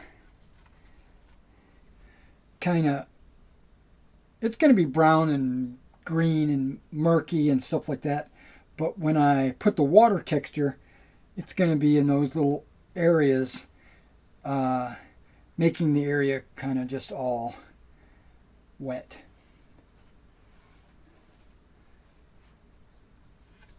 But I'm not doing that one today. Okay. And that's the only thing I'm putting putty on. So let me wash my fingers off. And let me wash this spackle off. This, let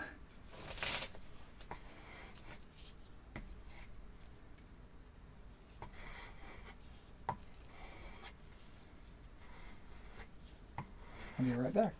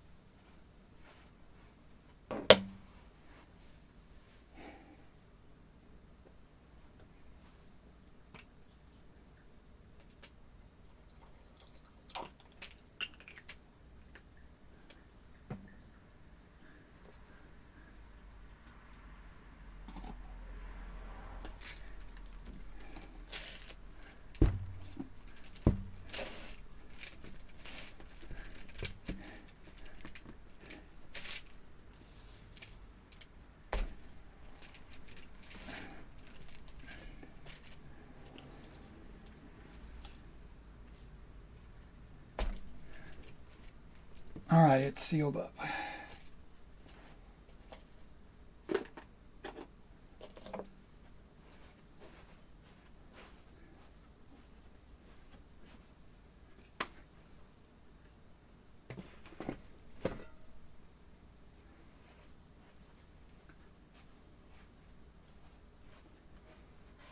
All right.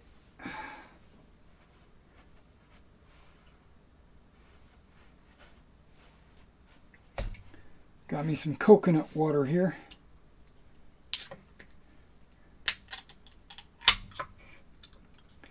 I'm going to do some hills next.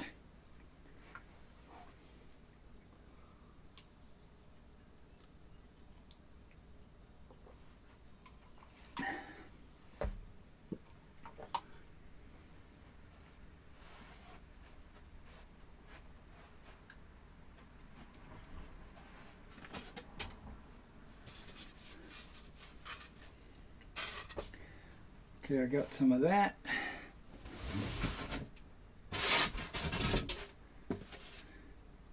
I've got a bunch of this.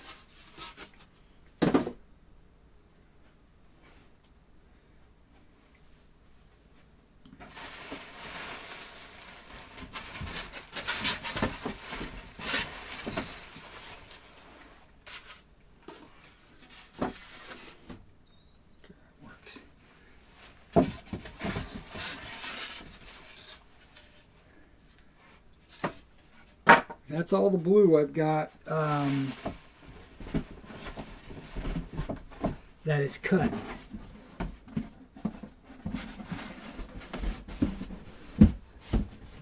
I have like 6 more sheets of this still in the 2x2 form, but I'm not going to cut it up. I got to sit down.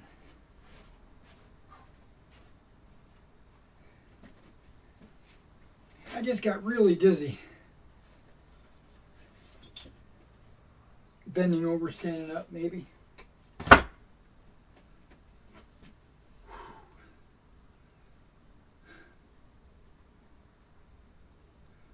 Okay, oh man, Sid, so really missing it. Yeah, Arnie, if you're still there, and if you can hear me, because I'm yelling across the room. Yeah, I just don't feel like I can sit in front of the computer for 4 hours talking. I could do it, but my mind wouldn't be right.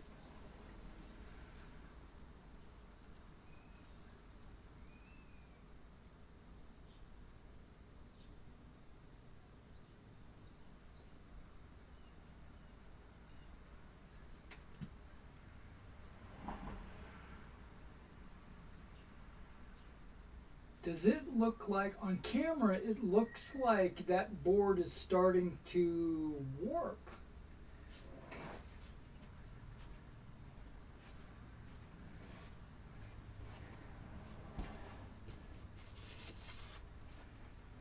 It is. It's starting to bend.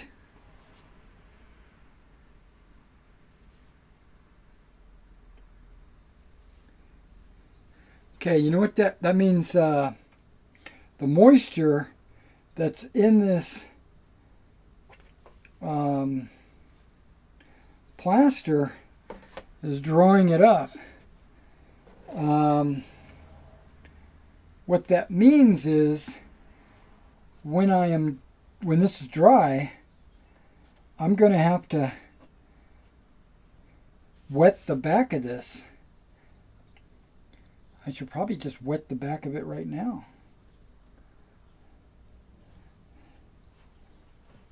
I don't really have a sponge or anything to do that with.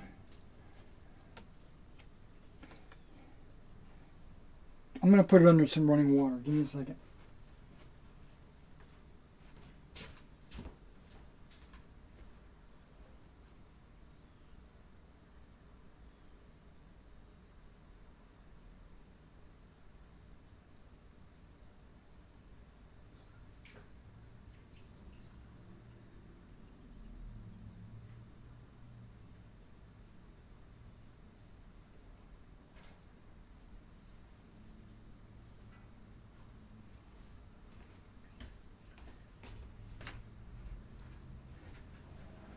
Okay, I wet the back of it. Now it should lay flat.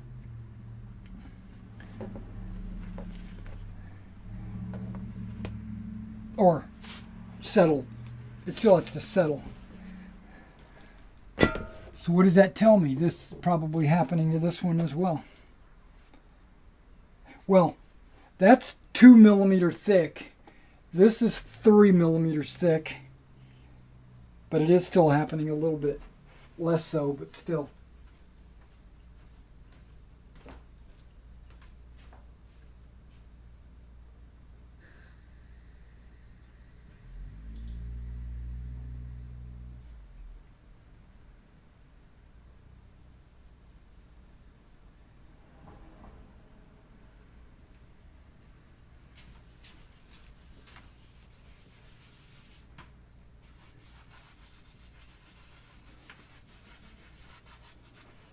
I wet the back of that one as well.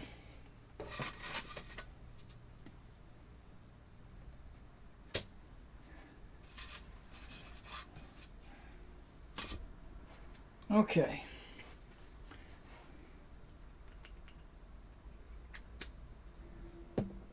Oh, does that mean my pawns and my... It probably does.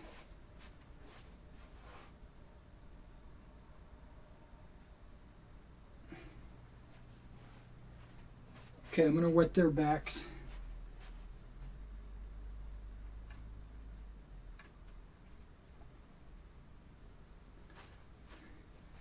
These don't look like they're warping, but I'm going to do it anyway.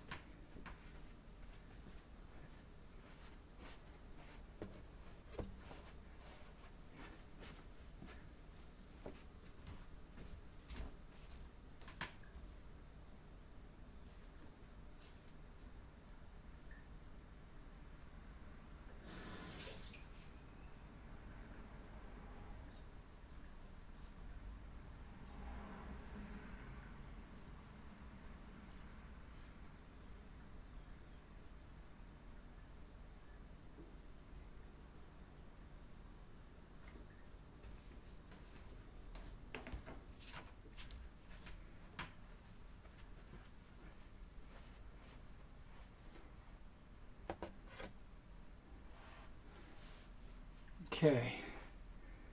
I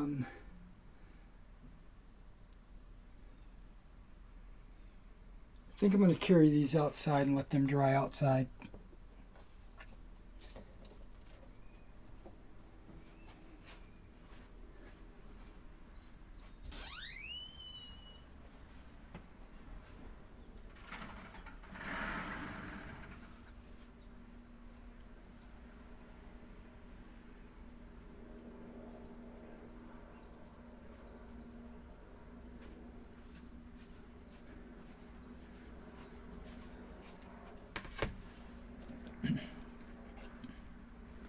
Now you don't want to get MDF too wet because it'll separate, right? It'll, yeah.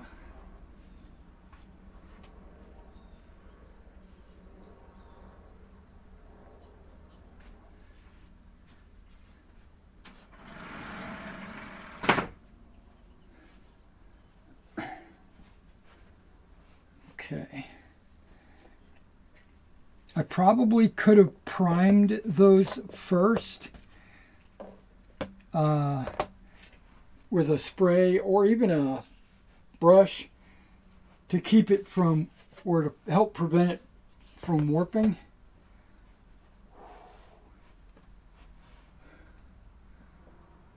Oh man, I am way out of breath. Yeah, you haven't seen me do anything.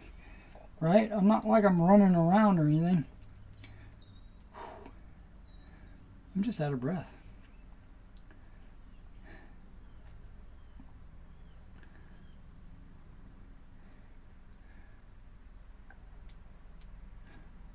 Now, a couple of these I could do yellow, and then a couple of them I could do green, and then it would represent, or it could, mirror that field where I did the crops, like that.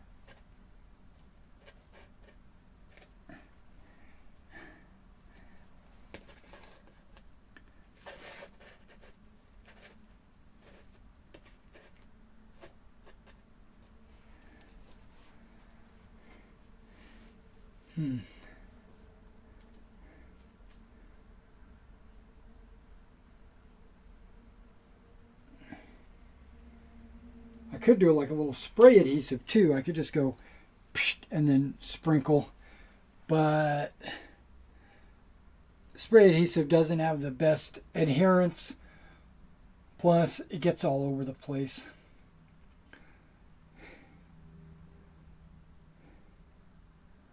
So I think I'm going to brush on. Yeah, I think I'm going to brush on.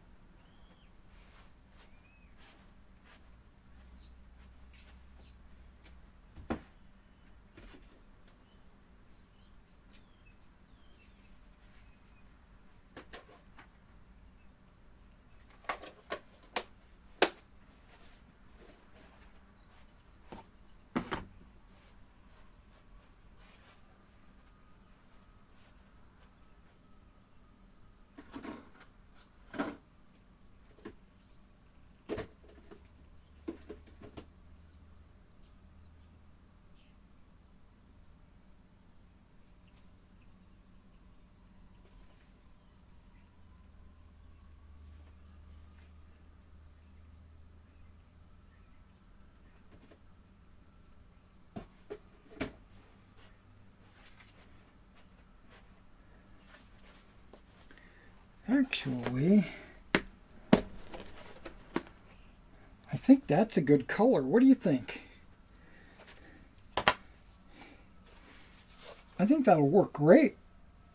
It's kind of like it's called a flower meadow. So it's got like all different colors in it. Okay.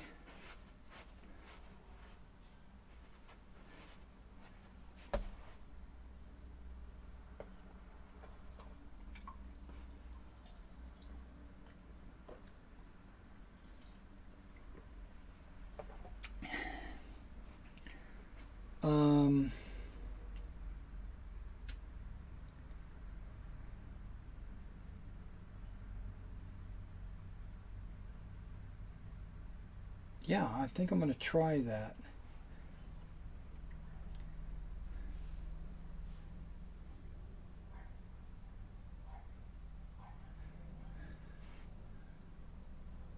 Did I put my... Guess I did. Put the big brush away.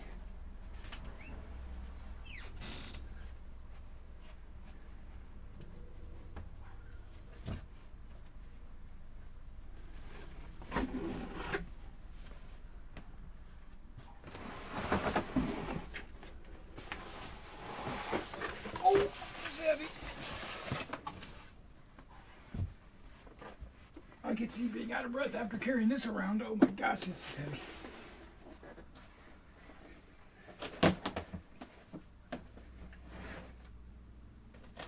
Where's the big brush? I know I've got a small brush in here.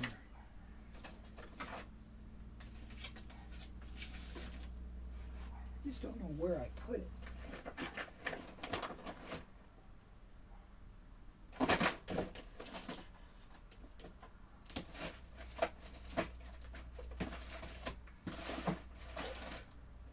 Because when I was cleaning, I found it. I was like, oh, look at that, I found it.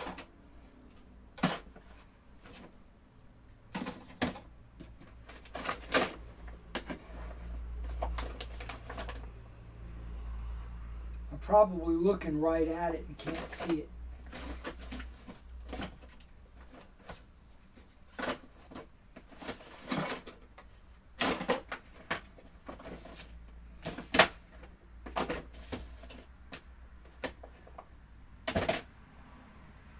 don't see it anywhere in there.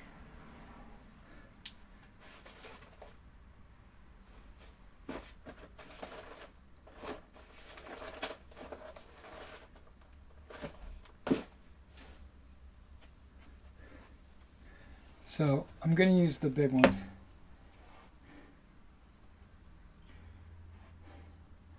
I need a cup.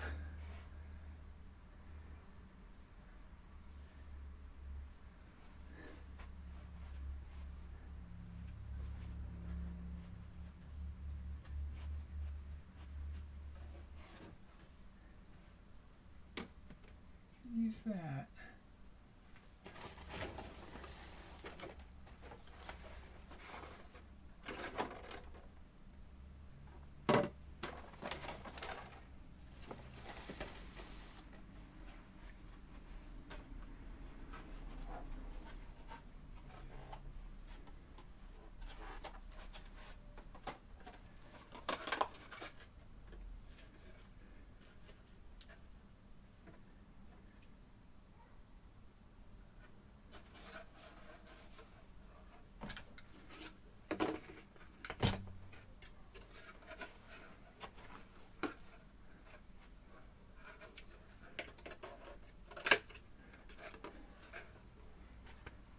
There, I'm going to make my own cup. There we go.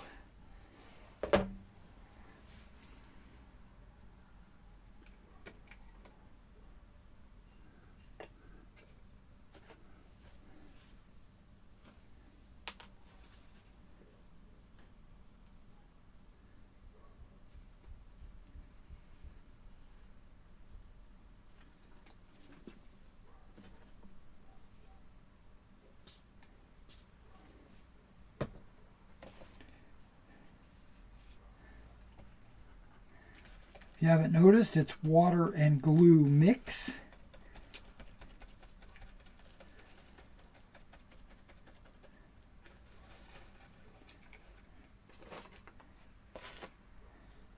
Okay.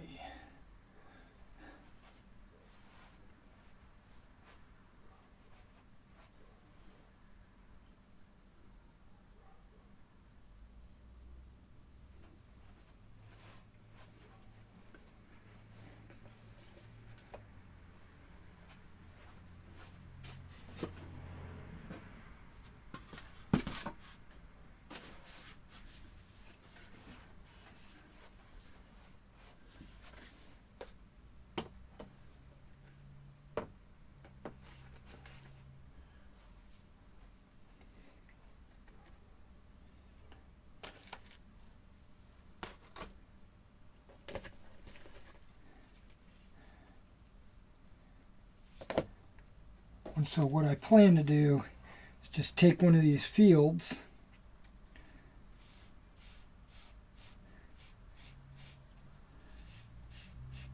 just kind of brush this along the top.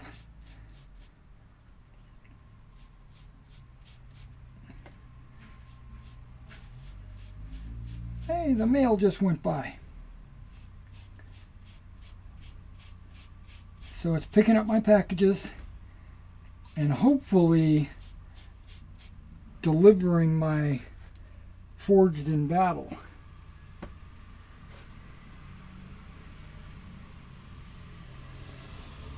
Oh, look at that. That looks good. So I'm going to do these 4 and then I'm going to run out there and see if my Forged in Battle package showed up.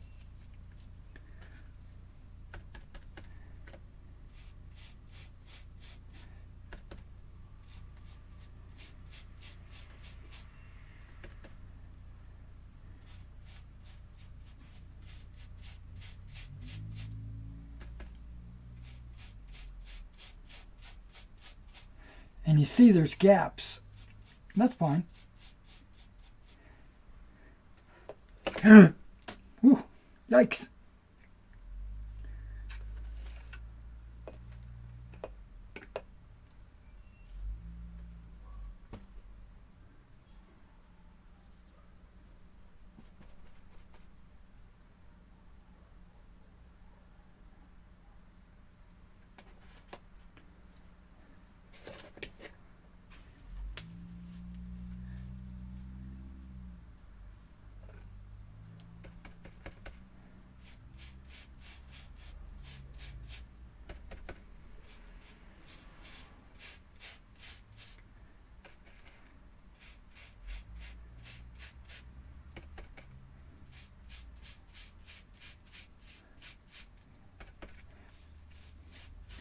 So it'll have like a dark brown outer rim. It'll have the green crop, and then whatever shines through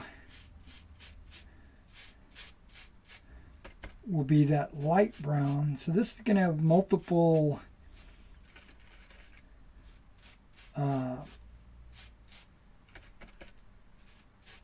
hue. It's going to give it a nice look.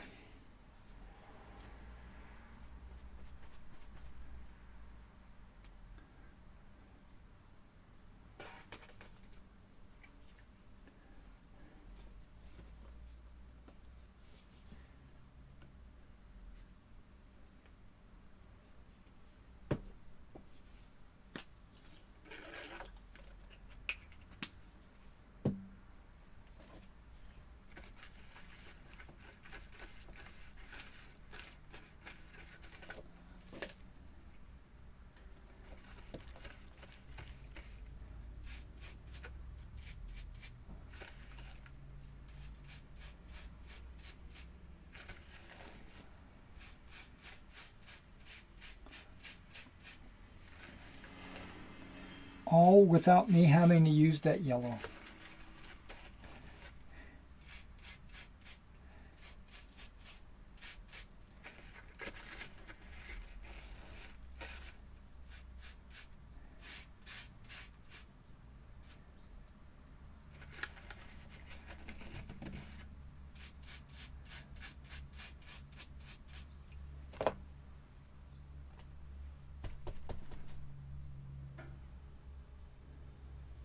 Okay. Beautiful. I'm really digging that. A lot, actually. Now, do I want to put this color on the base of this? Or do I still want to go with like a dirt? A doit?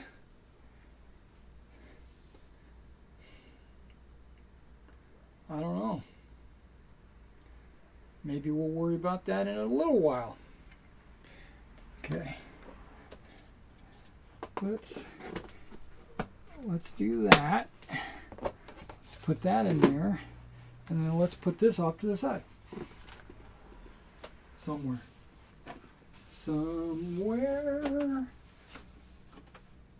out there.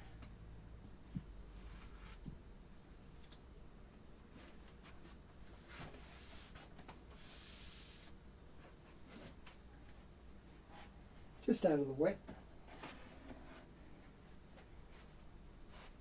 Okay.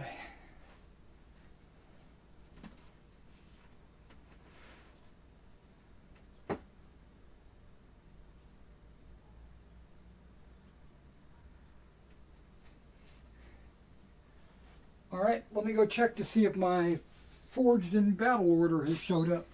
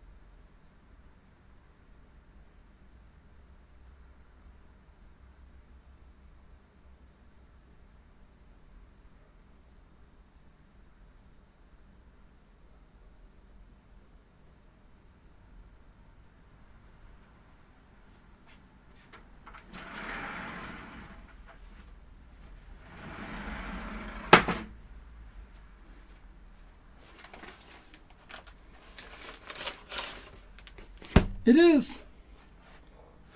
But also we got some kind of, Laura got something. Okay.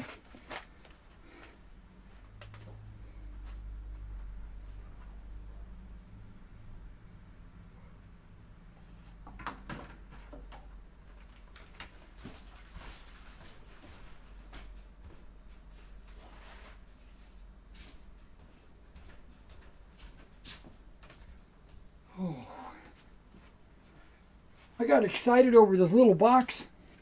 Hell yeah, I did. Okay, let me wash this off just real quick.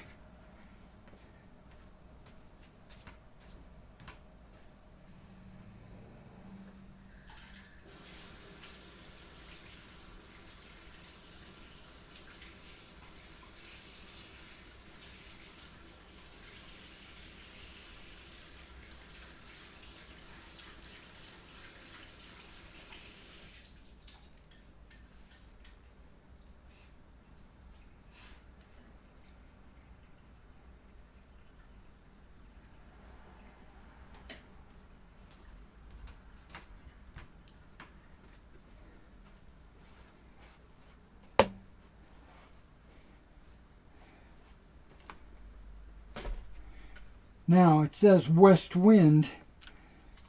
We all know West Wind is Forged in Battle's parent company.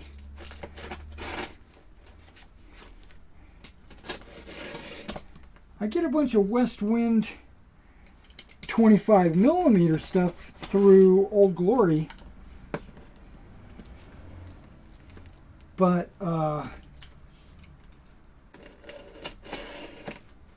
their 15mm stuff is Forged in Battle, so I don't know.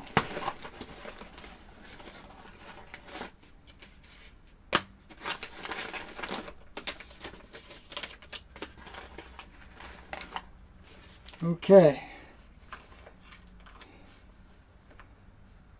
I've got some Legionaries with swords. Legionaries with pilums.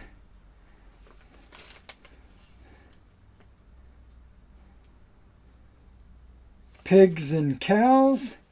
I got a lot of them. More than I thought I was getting. Ballistas. Okay, perfect.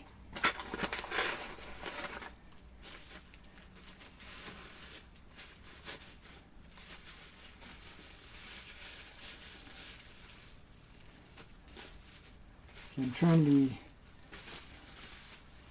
gentle. Okay, it's in a bag. That's good.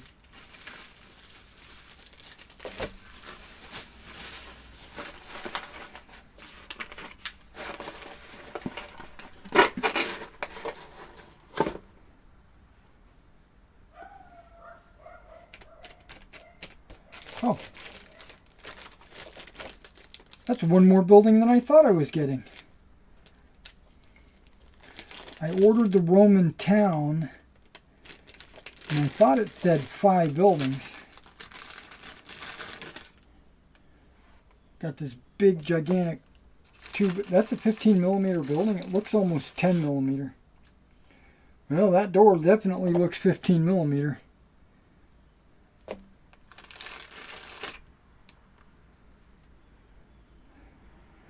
Couple of dwellings.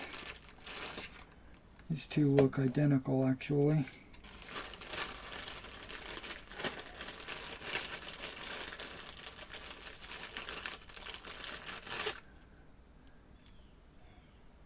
Okay, and those two look identical.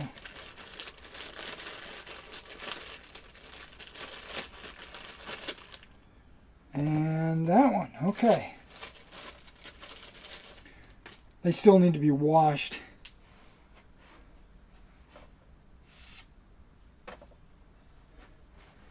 But if I had a town... Now, I thought about putting them on at like an angle. And then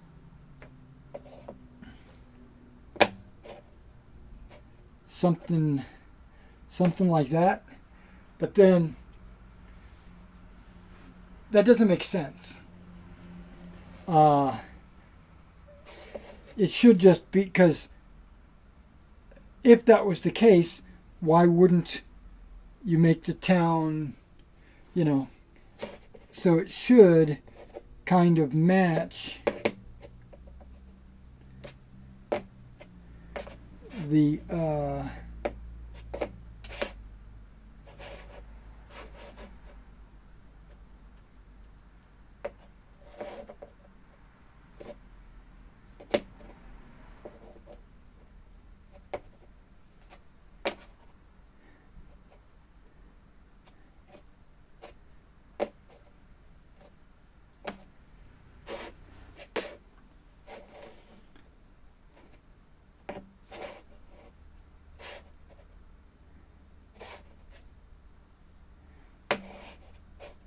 I don't know. I was thinking about making like a T intersection. I don't know, but I'm going to put it, and I'm going to try to leave at least one, maybe 1.5 base widths around the outer edge. And then I'm going to try to make like a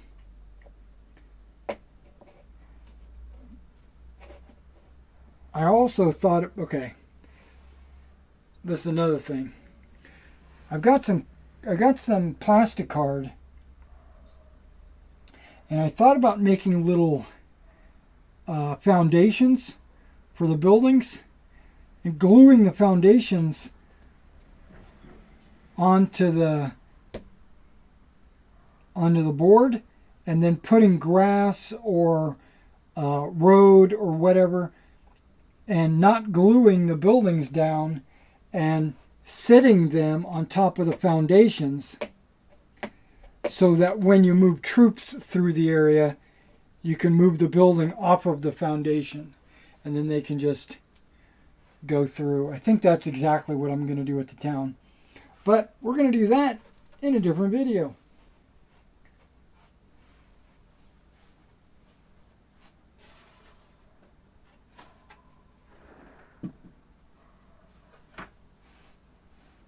Okay.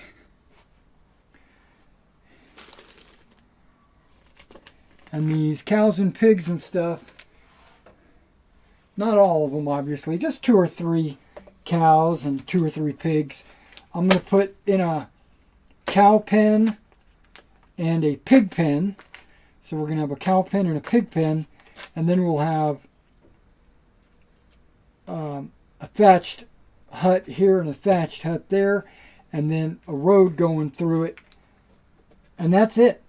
Oh, the pen is going to have either a fence or a hedge around it. Yeah, so that's going to be the village.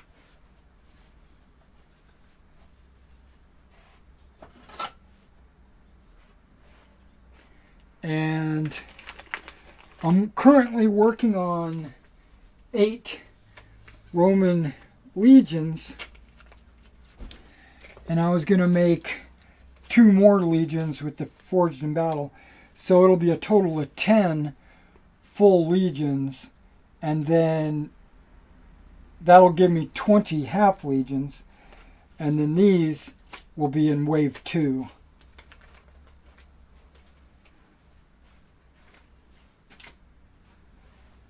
So yeah, I'm super excited about all that. Now I can do my village and my town, but I'm going to do a special video on those. It's not going to be it's not going to be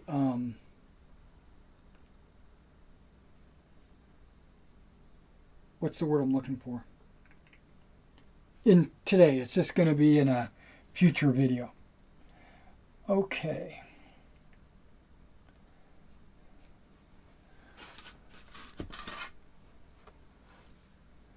Okay, the woods and the forest I want to work on. I also want to do hills.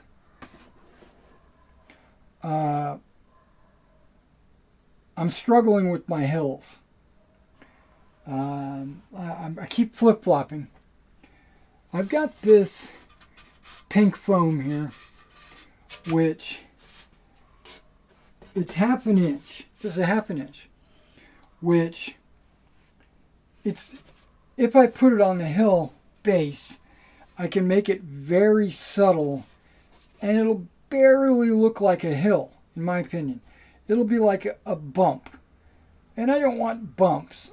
I want hills. I want something that's taller than a figure, right? Okay. So I considered putting two of these together and making a big hill. But why do I need to do that when I already have blue foam, which is already an inch?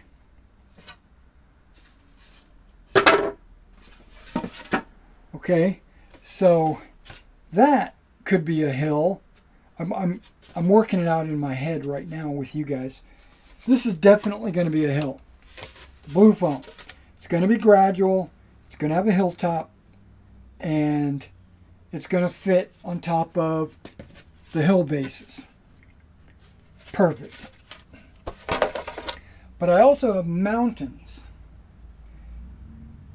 Now, I don't want to do... I want my mountains to be taller than my hills. But I don't want them to be... But I don't... I could. That's not going to be a problem. But I don't think I want to go double height. Even though I probably should. You know, I probably should. Yeah, I think I'm going to. Yeah, double height for the mountains, single height for the hills, all blue, no pink. Okay.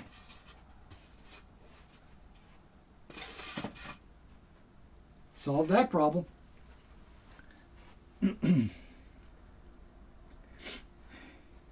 Now, I don't think I'm going to have enough foam to just willy-nilly cover all the hills and mountains, right? Willy-nilly cover.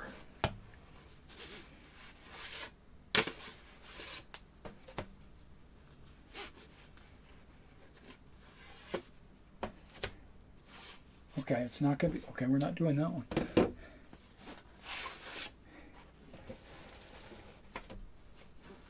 Also not doing that one. Or that one. Or that one. Okay, so far so good.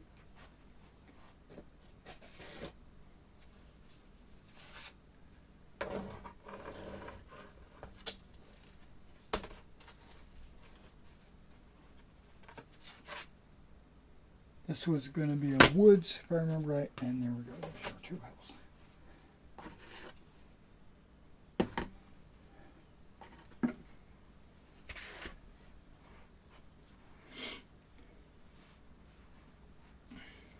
Okay, maybe I do. Maybe I do have enough.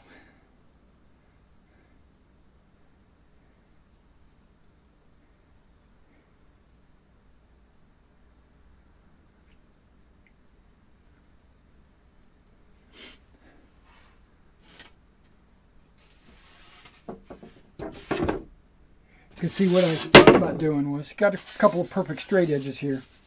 I can easily cut and then put a second piece here and cut, and then I would have there'd be two halves stuck down the middle.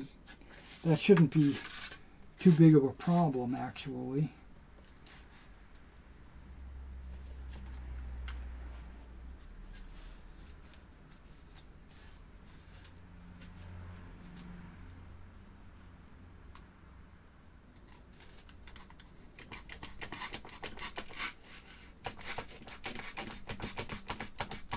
I know, I've got a foam cutter, but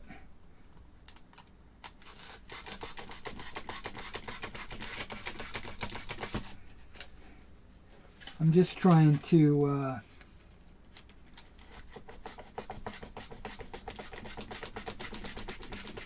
being lazy. I could get the foam cutter out and just go zip and be done with it.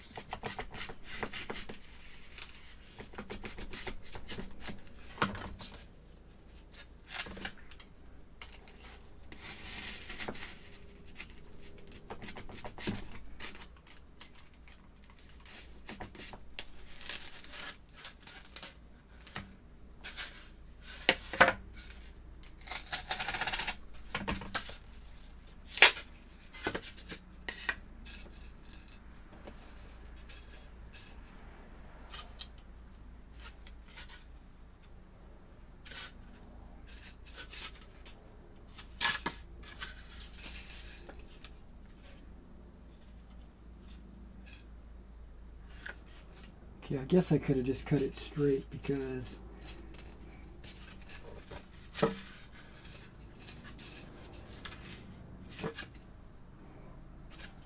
wow.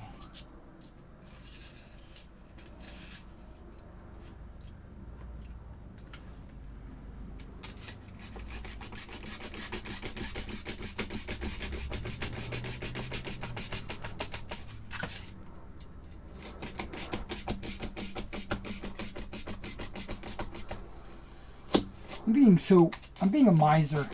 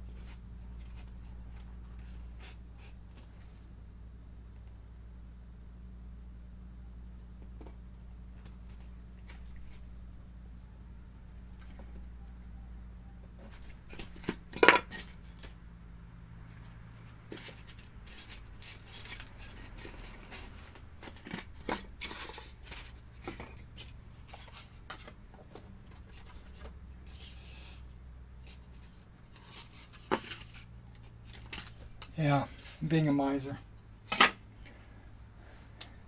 I'm being miserly.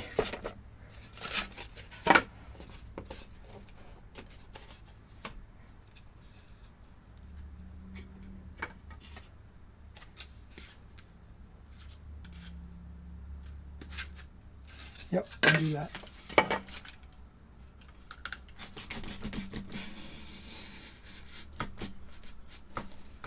I was being too small. I wasn't going to the edges.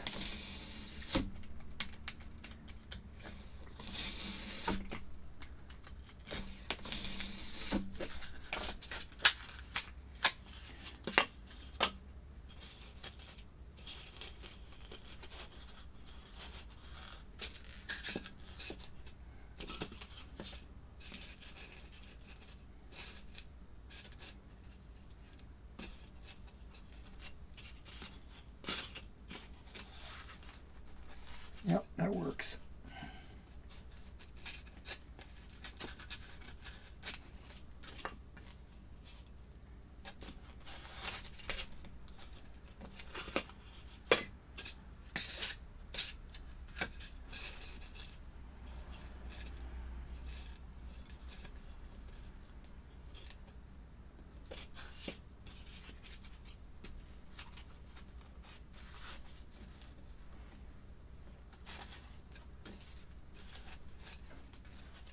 All right.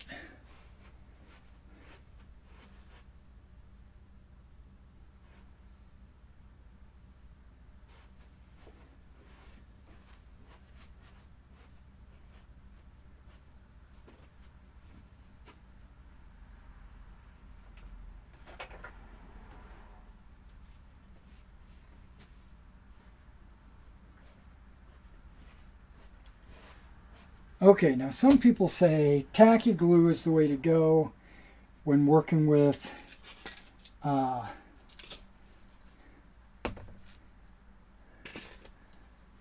MDF or anything that's going to warp because there's less water in tacky glue.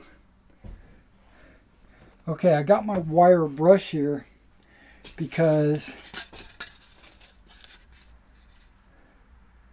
I'm going to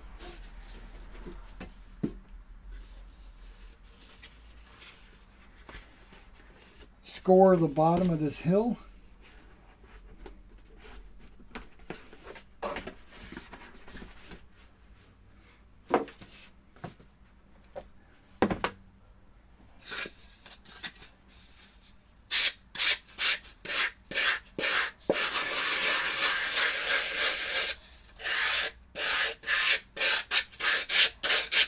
There you go.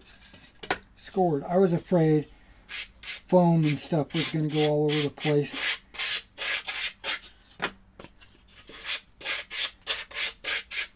Oh, one little piece went somewhere. This gives the glue something to grip onto. Okay. And I need to put like a book or something on top of it to keep it flat while the glue dries. And it presses the foam into the hill.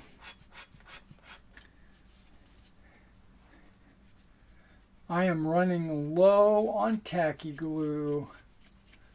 I think this is the last one that I own. Well, maybe not. Actually, I should go look in my tacky glue.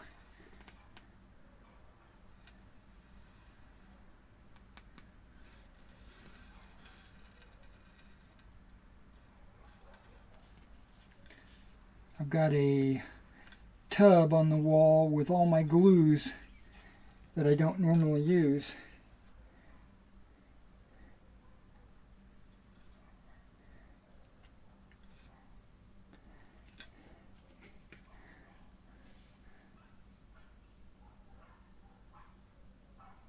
Yeah, this is like super thick.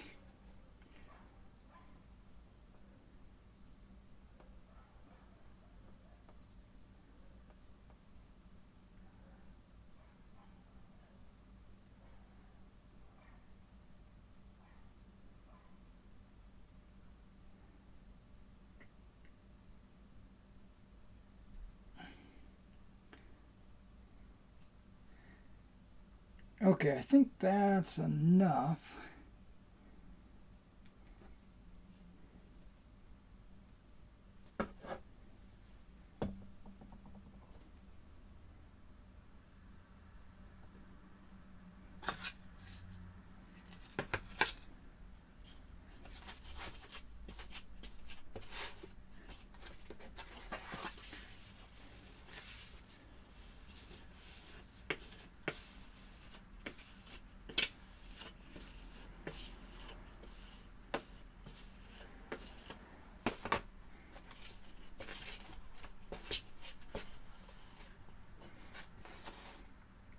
Course.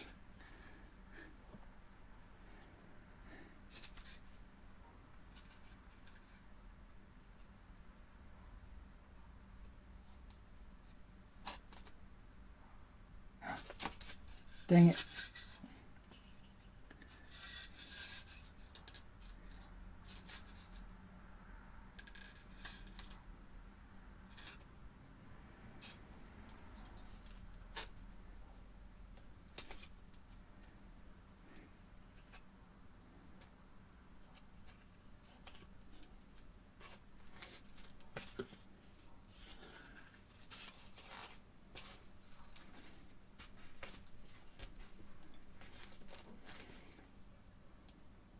What's messed up is I got glue on this side.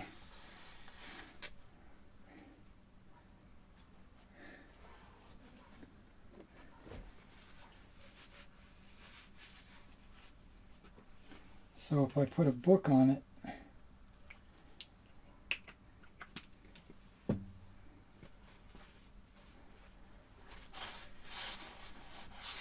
going to stick to it. Okay, maybe not now.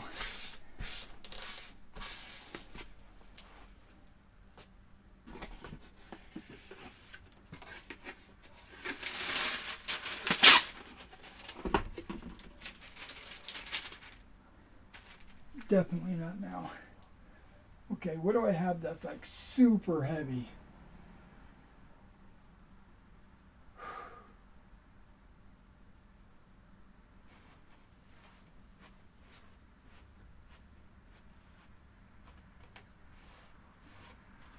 Well, it doesn't have to be super heavy. I just want it to be heavy. Grab some traveler books. Taking this outside, putting some weight on it.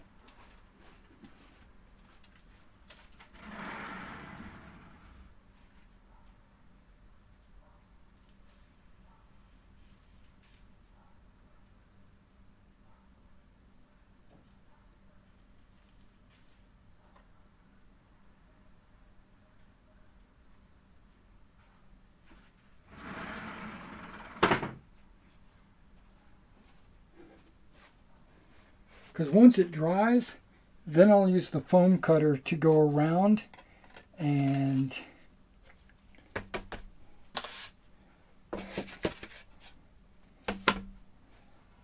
make sure, you know, the slope and all.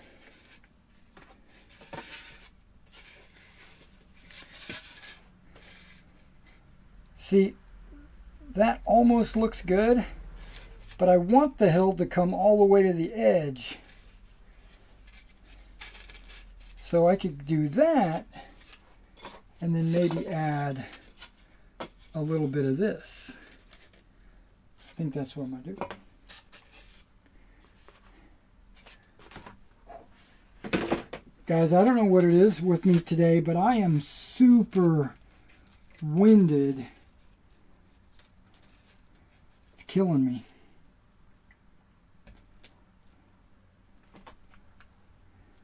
Really is.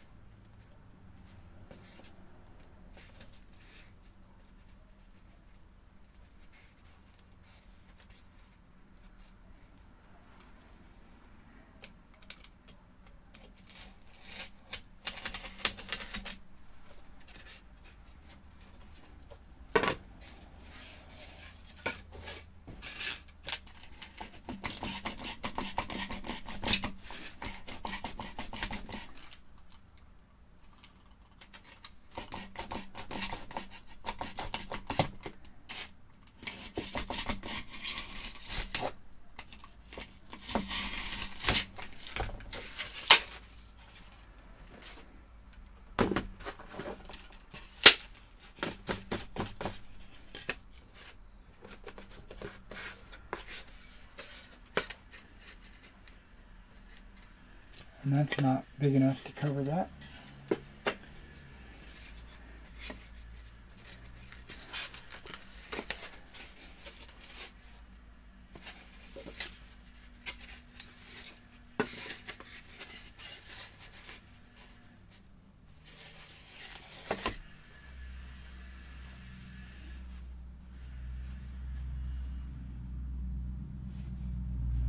Oh, I was hearing all kinds of crazy stuff.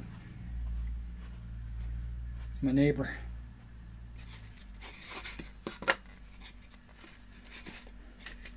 Actually, lengthwise, I would have saved.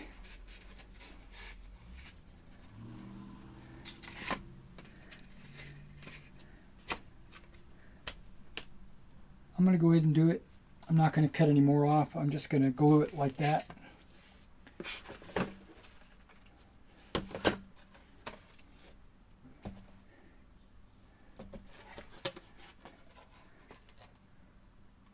Yep.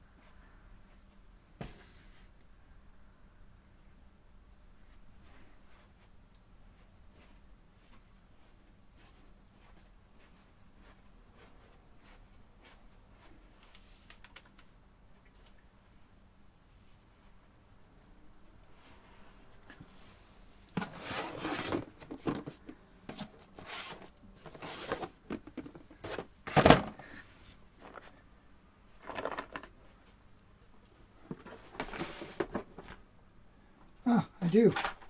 Got a whole thing of it right here.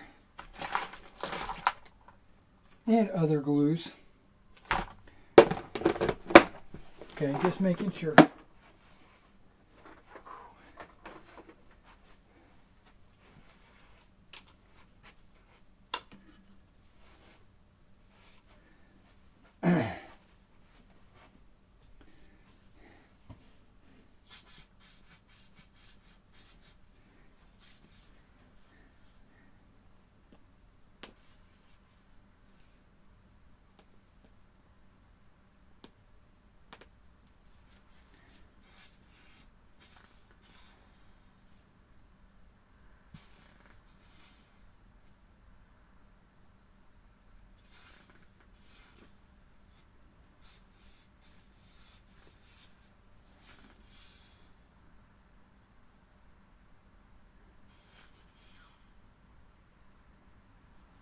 Wow.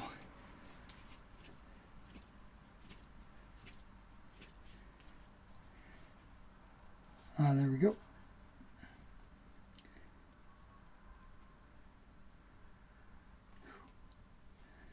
I need a vise or something to really squeeze this.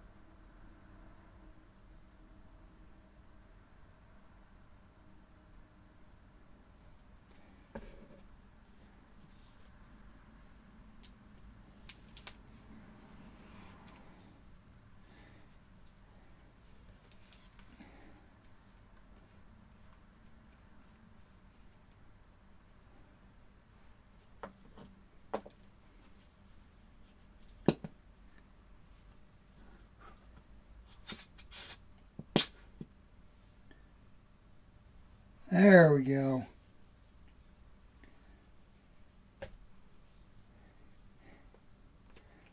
Give up on that little lid.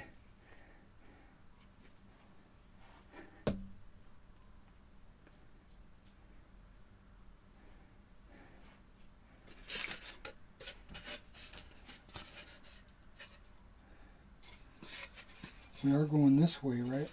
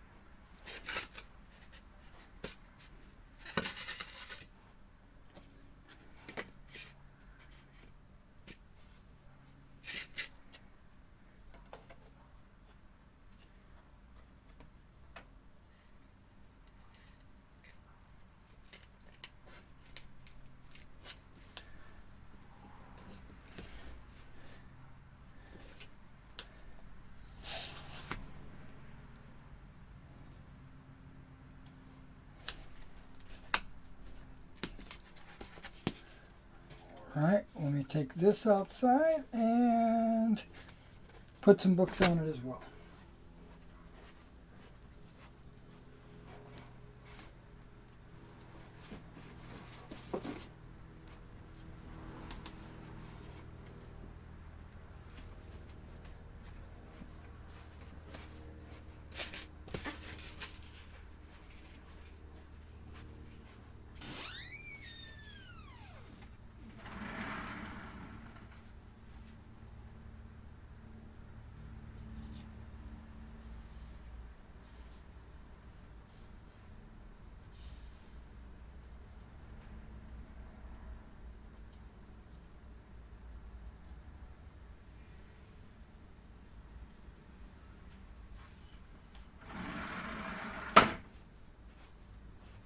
Okay. Still have a couple of giant hills and a couple of mountains. Right? I don't think I'm gonna have enough blue.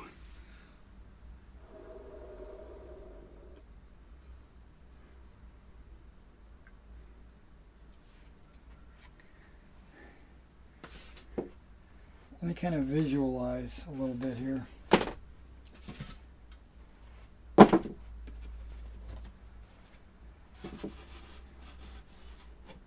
One mountain, half.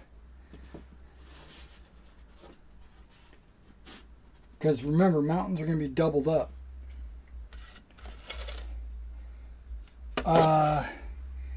They're not going to be full.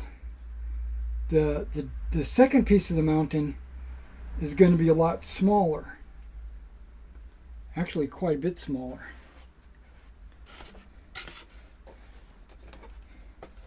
And then two hills. That almost makes a hill.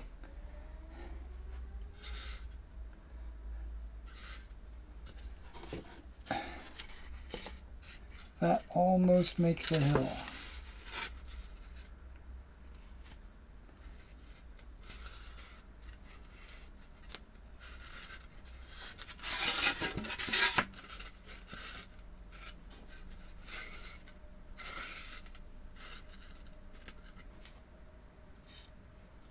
I could probably put a little piece in there.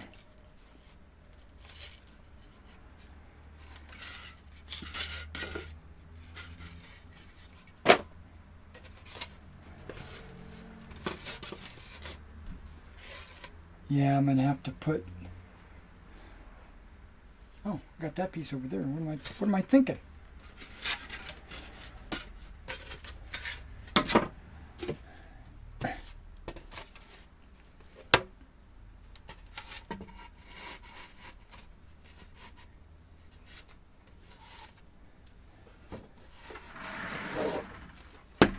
Hey.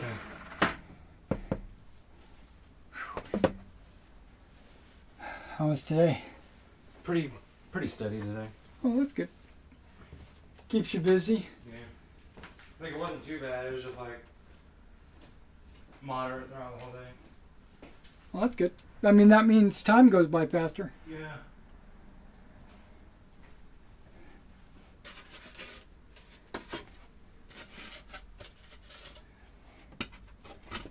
Okay. So one hill. These could easily be the tops of the mountain or the second part of a hill. Yeah. Okay. I think we got it. We're going to just barely have enough blue, it looks like. Well, with some fragments.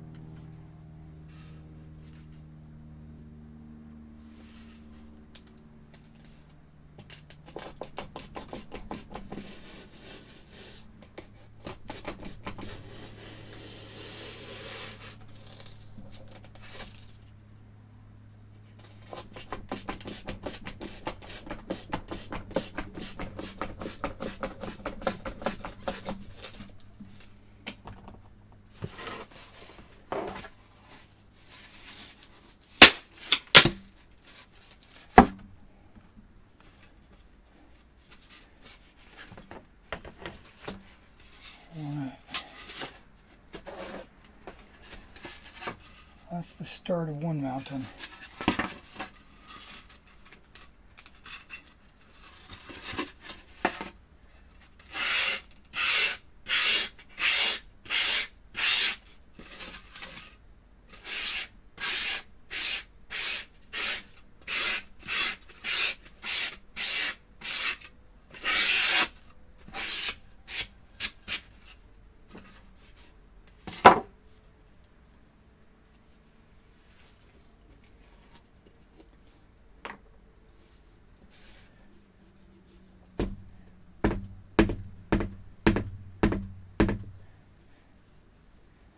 think this is probably dried up a little bit. Probably needs a little water.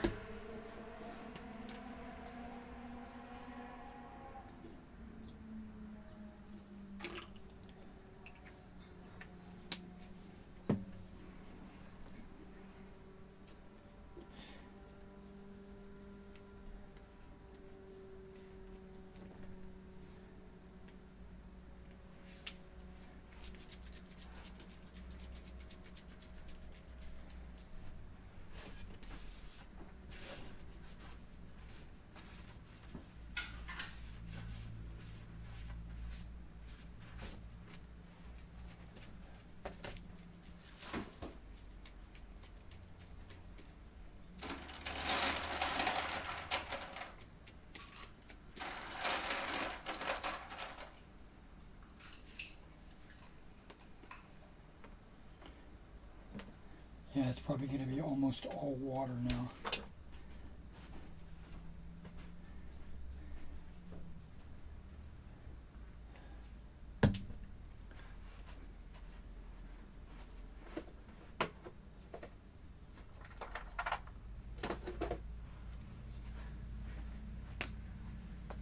Try this new one.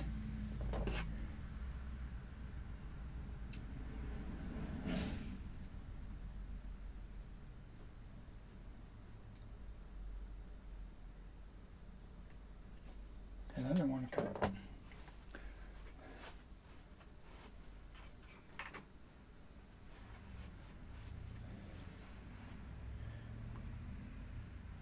Go to the extreme here.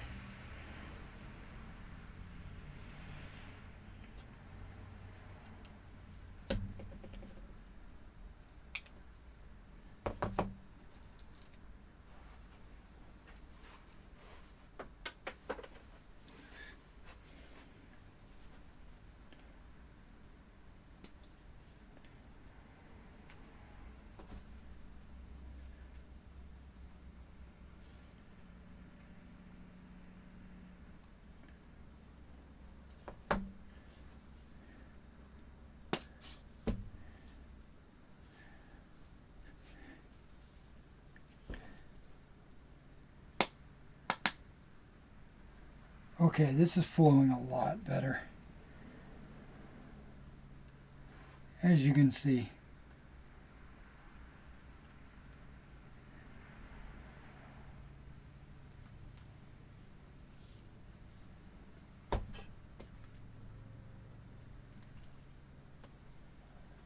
Not so much.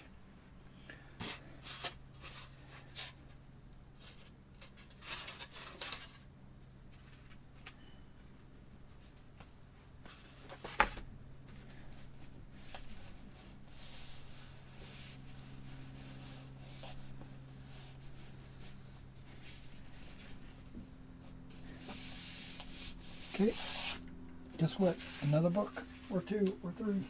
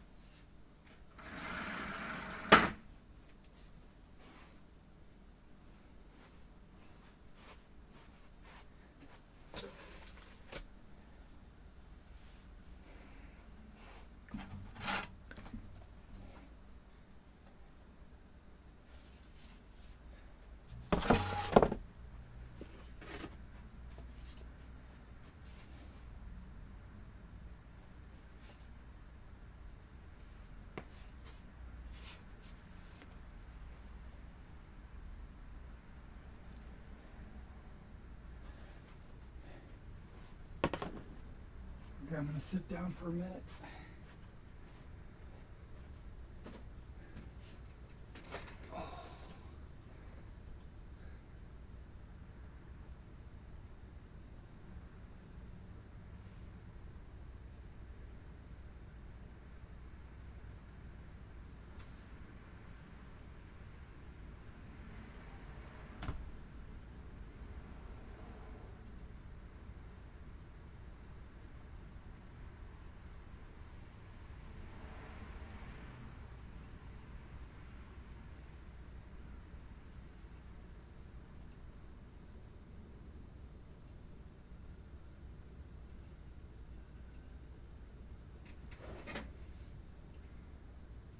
Okay, I don't know why.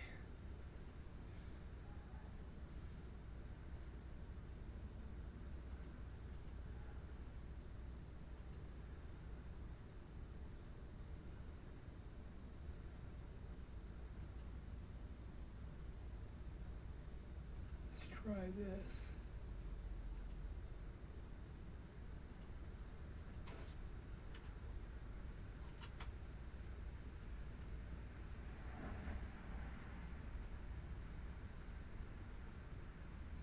There we go.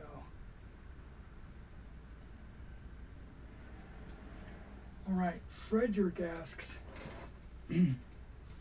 how am I going to do the vineyard? It's going to be basically a flat field, just like my fields, not these guys. These are plowed, obviously. Need to set these someplace.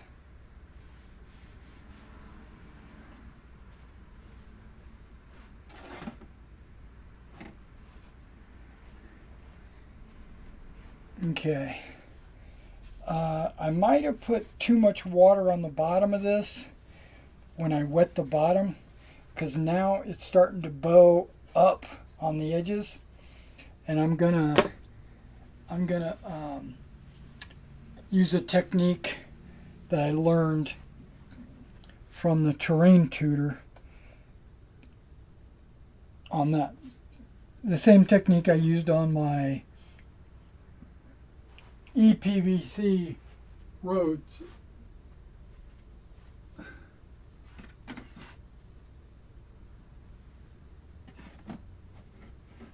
Yeah, those are all out of the way now. But the orchard is going to be a flat. It's going to look a lot like a field. I'm going to put a thin hedge around it, a lot like I'm going to put on these guys. It's going to have like a clump foliage, but the real small stuff. So it's going to be a very small hedge. And then I'm going to make a popsicle stick rows. I'm going to make, depending on how they fit, 6 or 4 inch popsicle sticks, and on those popsicle sticks I'm going to have like little balsa wood posts sticking up, and then I'm going to take thread and tie it between the balsa wood, and then I'm going to take some more thread and dangle it down from the top thread down to the ground, and then I'm going to, once it's all dry, I'm going to flock the standing threads and maybe the top thread. So it'll like look like it grew up and then along the top of the thread. And I'm going to make a bunch of those, 5 or 6 of them, and then set them in the orchard so that those can be moved when troops go through.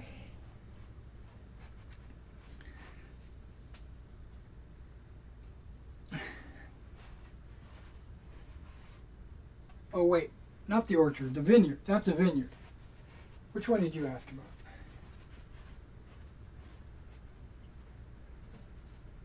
Yeah, you asked about the vineyard.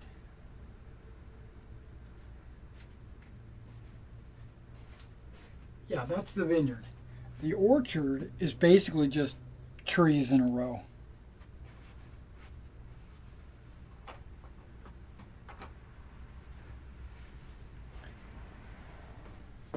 Okay.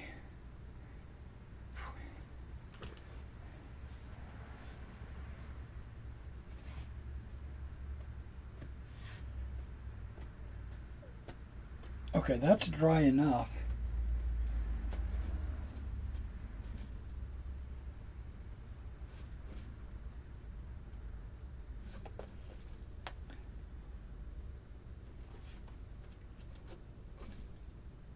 Yep, we're going to do that. I'll try this first.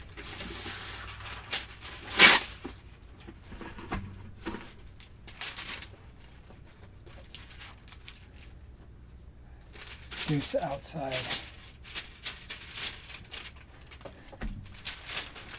I'll put some weight on it and see if I can't get it to lay flat.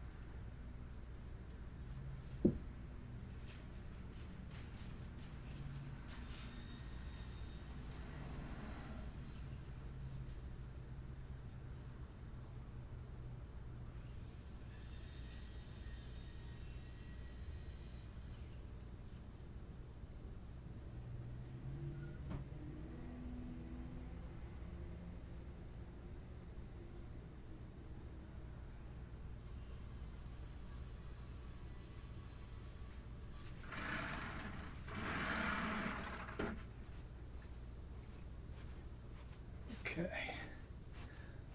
Put the mountain on top of it with its books.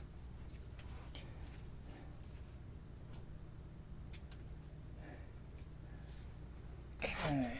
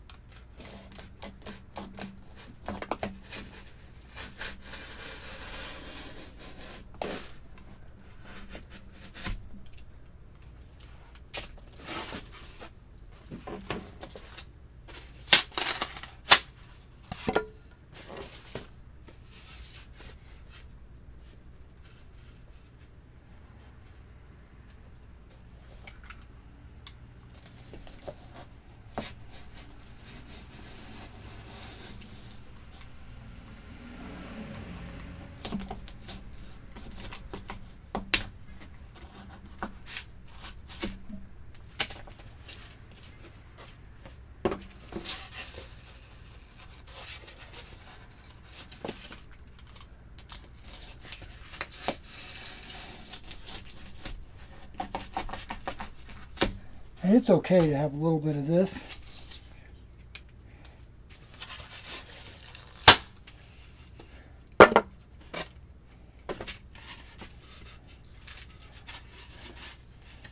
Doesn't really matter which side I put down.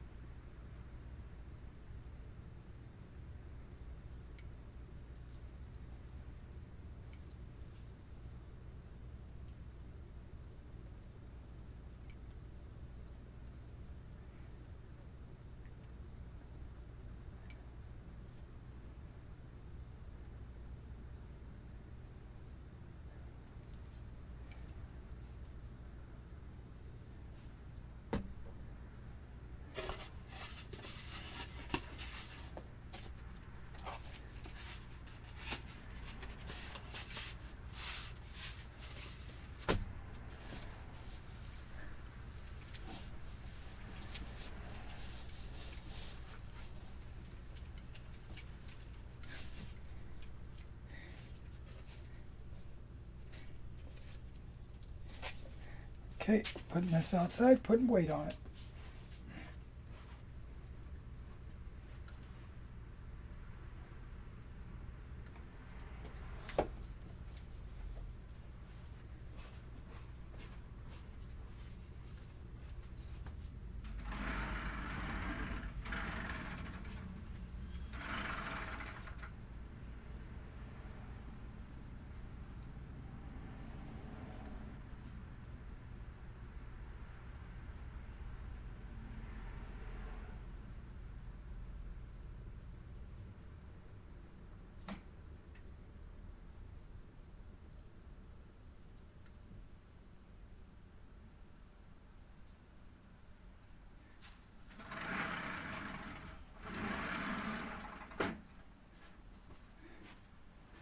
Now, if you notice, I've only put one layer on my mountains because I'm going to let the bottom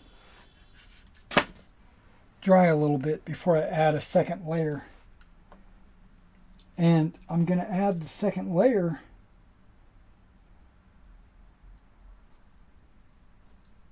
before I use the foam cutter to make the hill, level or whatever you want to call it.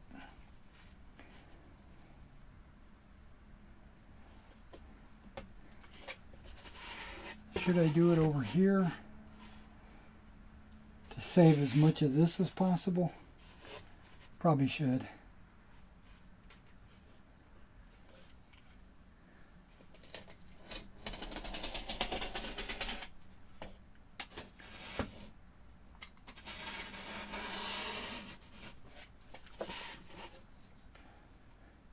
Okay, this foam has like a wood grain. It's like it cuts super easy this way, right? But then it goes into some kind of cross grain cut when I'm cutting it this way.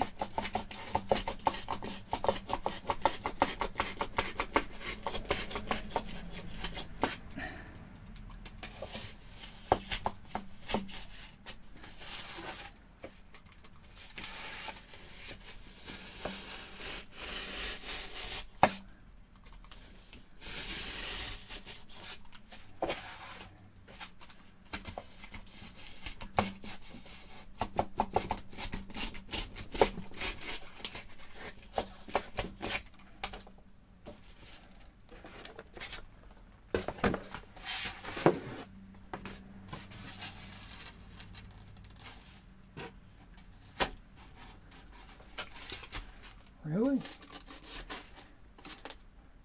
I guess this blade is just not long enough to go all the way through.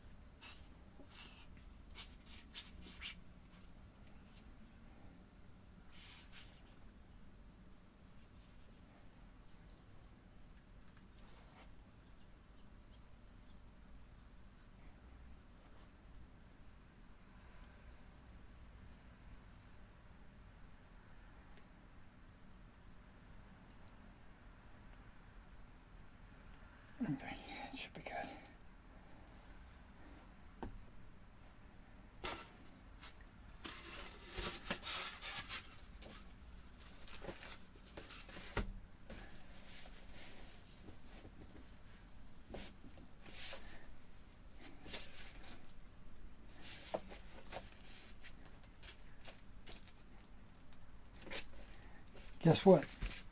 Wait.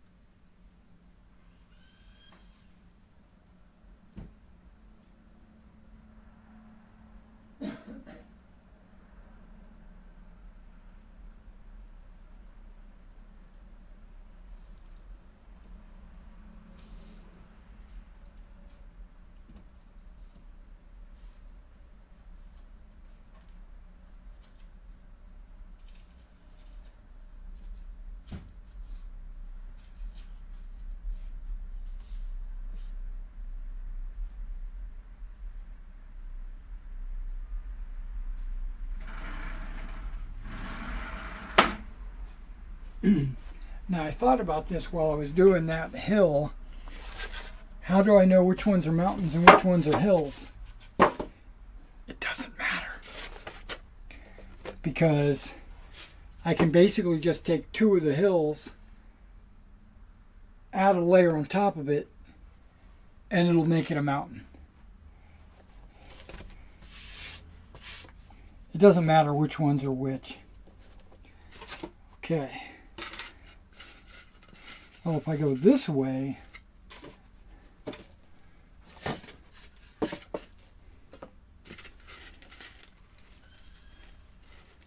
yeah, I think I'm going to do this.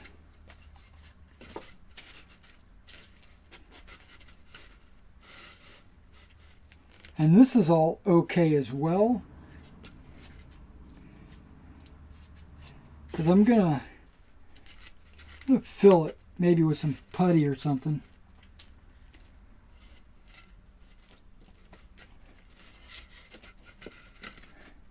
See, I could do that. No, I can't.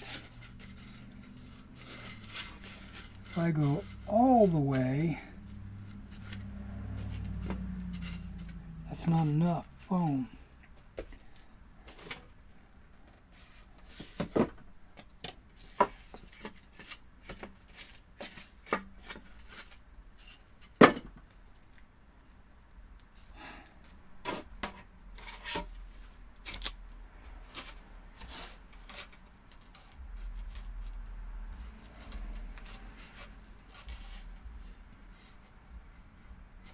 Yep, I'm going to do that.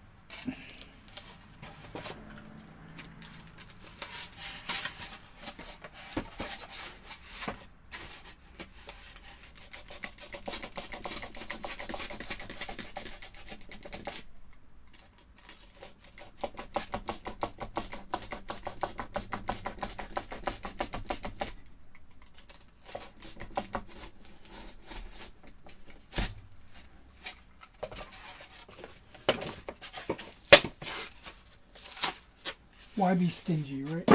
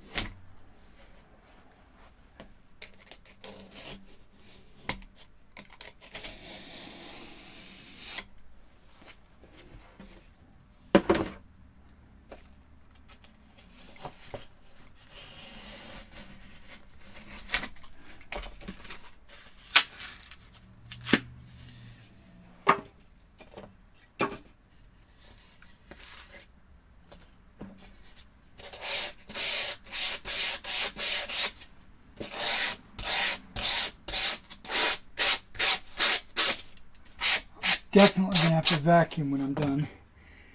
There's some styrofoam pieces on the ground.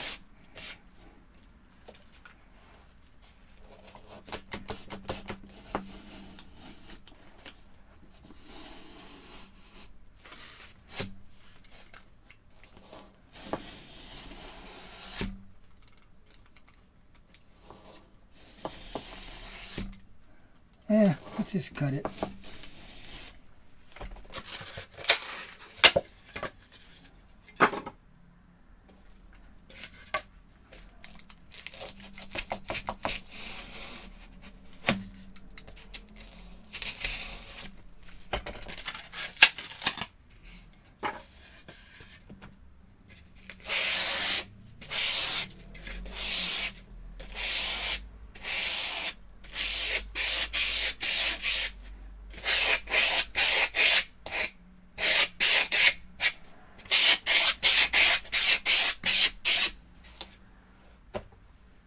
Okay.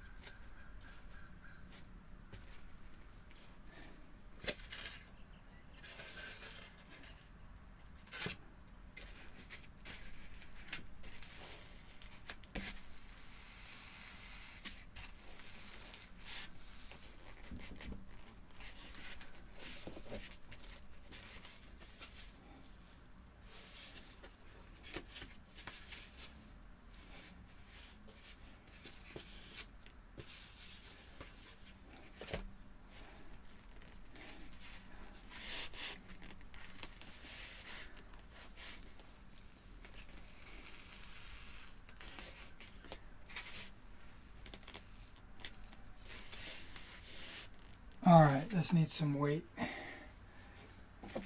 I'm stacking them out there. Actually, I'm putting hill on top of hill on top of hill.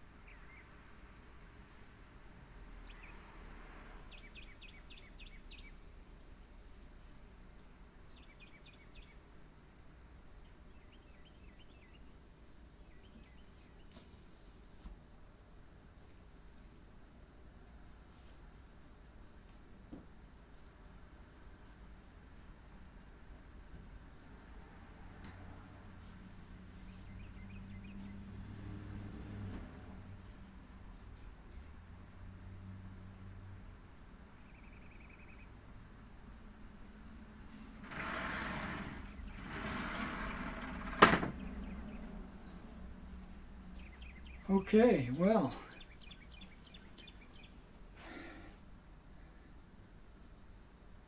Yikes. I thought it was going to be a lot further along after 3 hours or 4 hours. Yeah, 4 hours later. I've only just begun. I've only just begun. Yeah, okay. Okay, so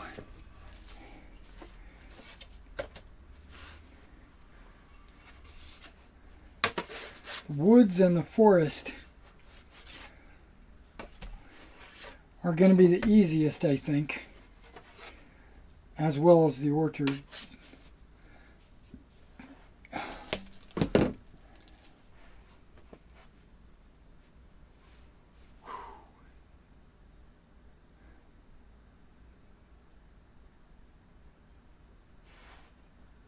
What did I do with... Oh, it's in the box. Okay.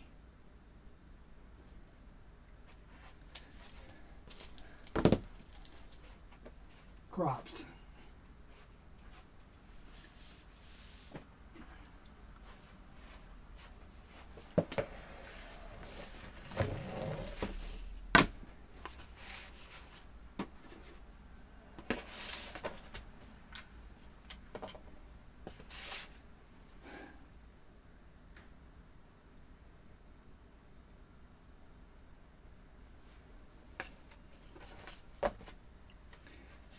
Okay.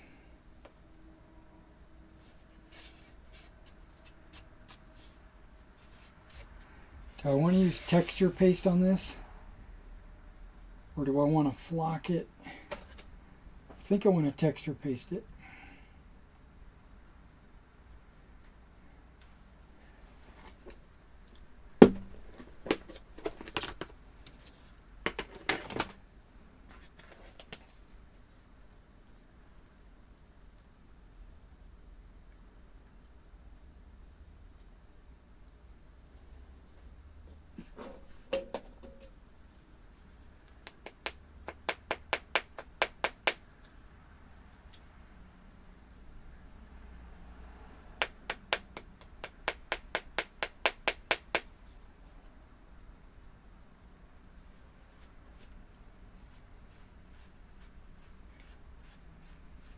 Okay, that's pretty much on there.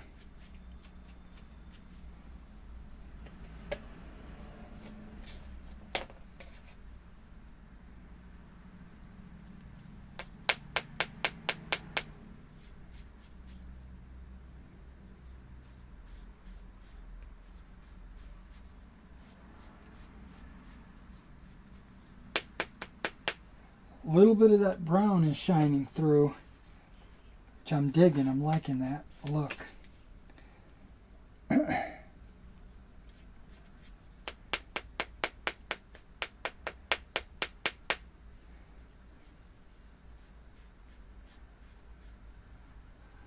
Yeah, I think I'm going to use this on my crop fields. The low crops, the plowed fields.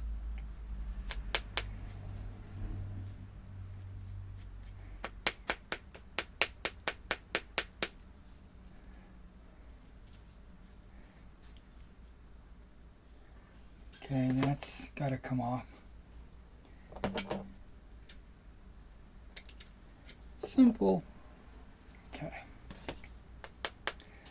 Yeah, these all look good.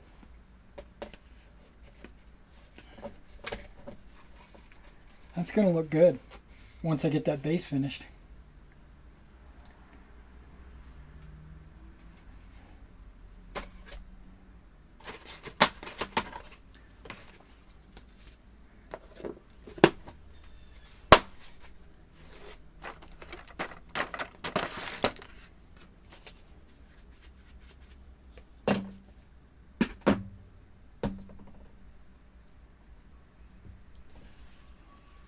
That's what we're going to do. We're going to texture that bad boy real quick.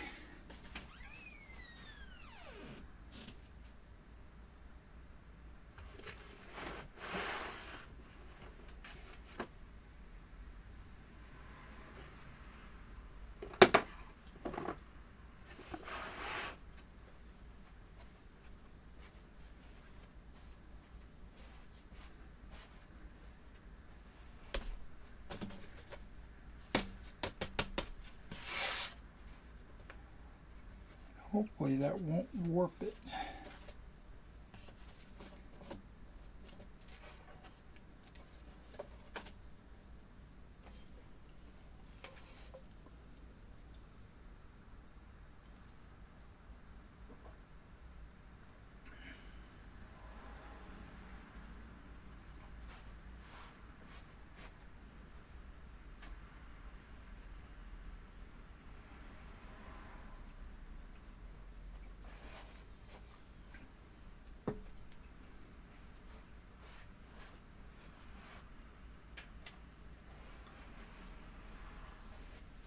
I've got a whole bag of that banana or coconut fiber somewhere. I think it's in one of those other boxes.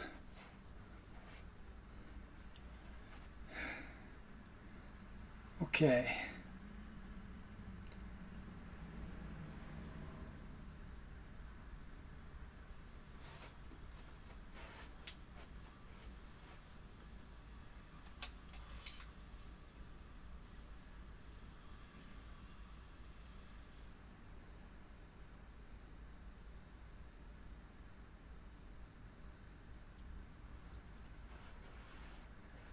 Use that brush right there.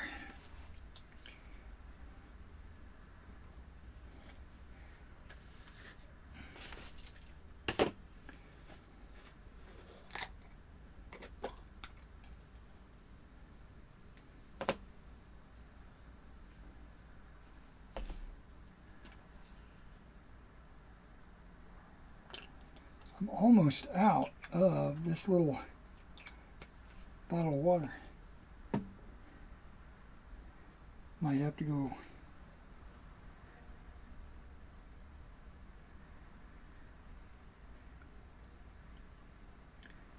refill it.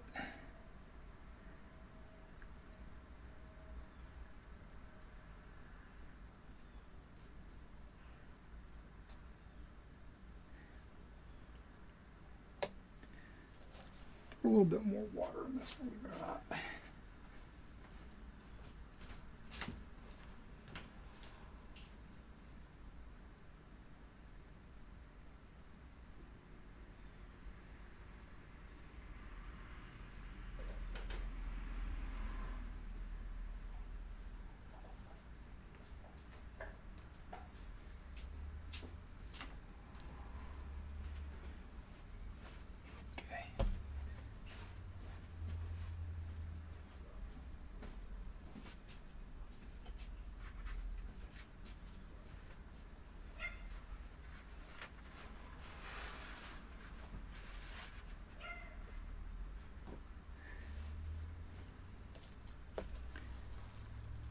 Nice and tight, even though AK never really seals.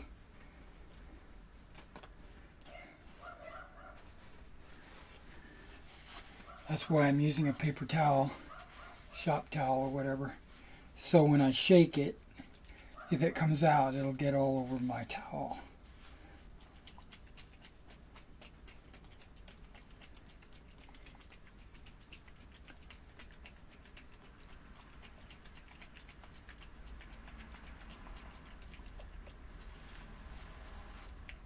Whoa, see, just like that.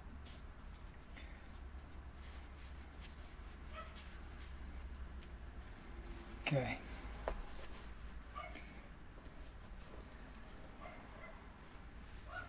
Because AK, I've noticed the AK tubs, they don't seal very well. The Vallejo ones, they seal with no problem. You can open them and close them. Like this guy, that's a Vallejo. The lid seals perfect. The AK ones, not so much.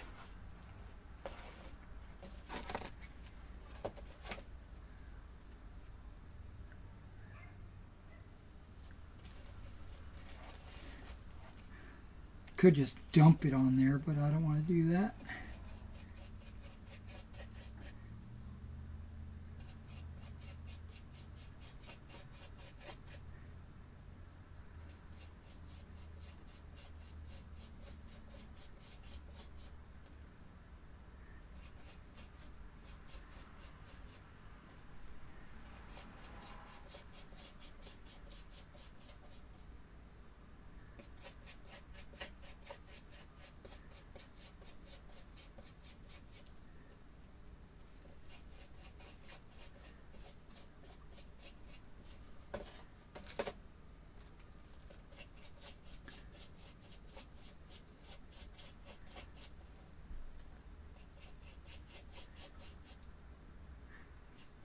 Now on the beveled edge on this field, I am going to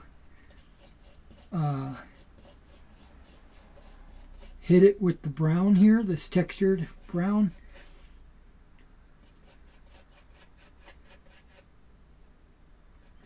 So basically, all the visible areas on this base are going to have this brown.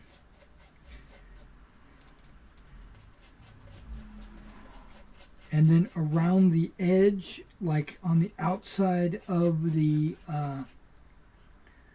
outside, okay, I've got a fly in here now. The outside of the field where the hedge is, I am going to flock.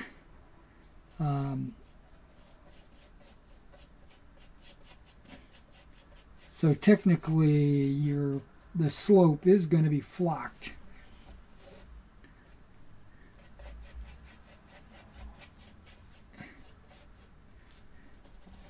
But again, it's not going to be 100%.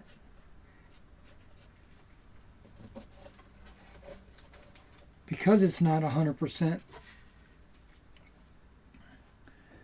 I want to make sure I got the brown on there too.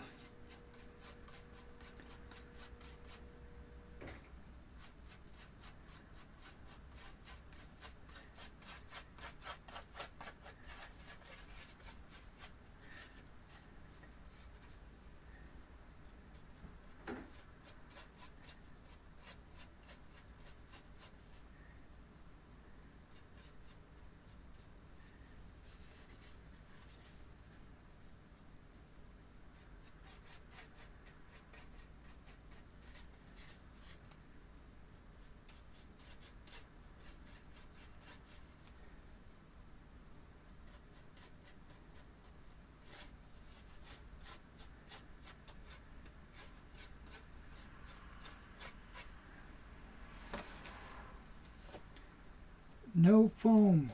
Get off of there. Get off of there.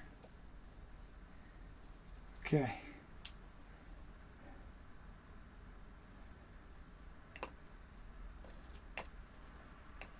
Really? Okay.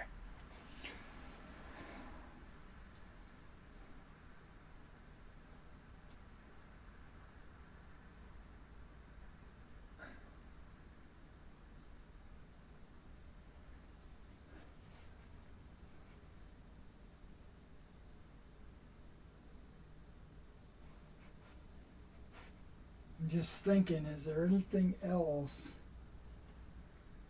that needs that brown right now? Whoa! That fly landed on my neck. No, I don't see it.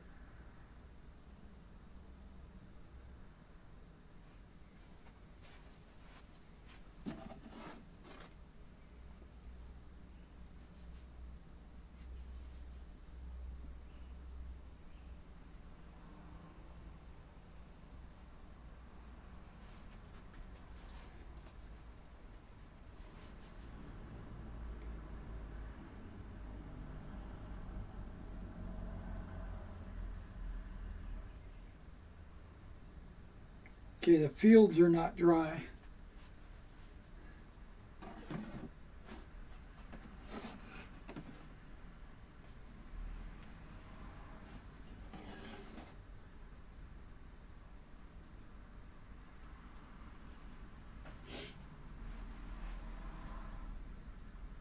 Yeah, I don't think anybody else needs brown right now.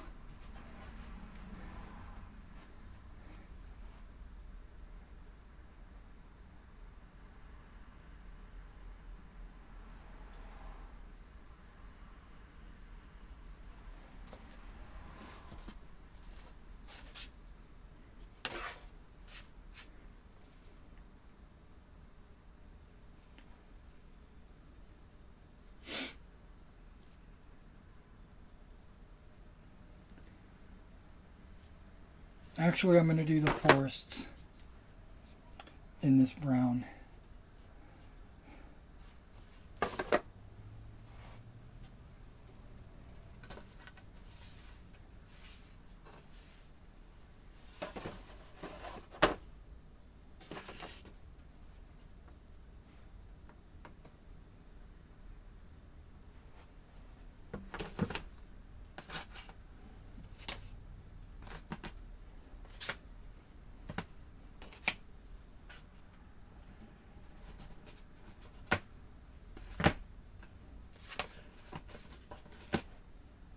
I'll be back to finish you once that dries.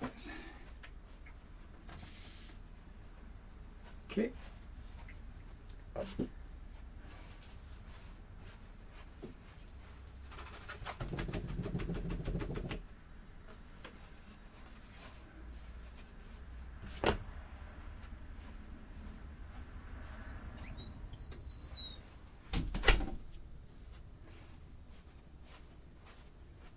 Okay.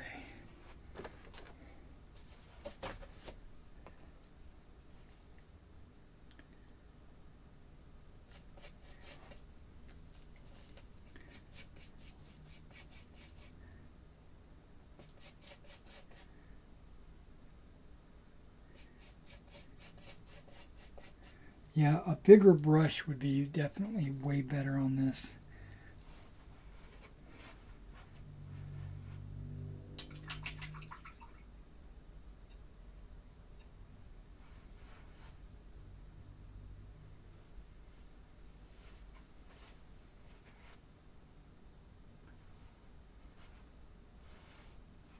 Don't know where that brush went.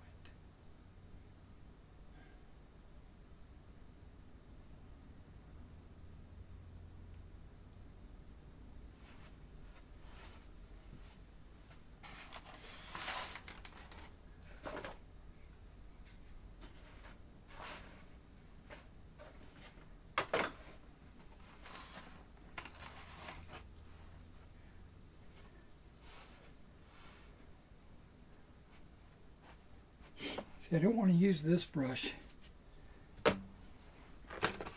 I can use this brush, but I had a smaller one. Wish I could remember what I did with it. But that's all right.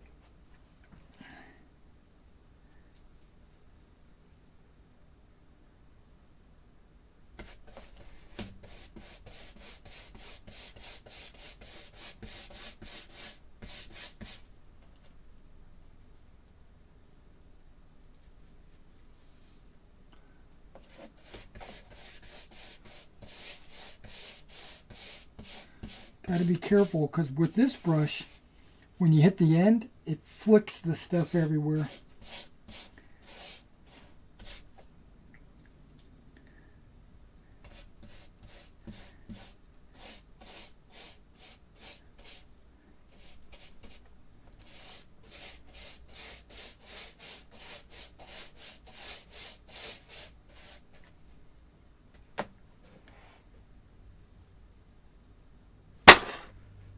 Did I get him?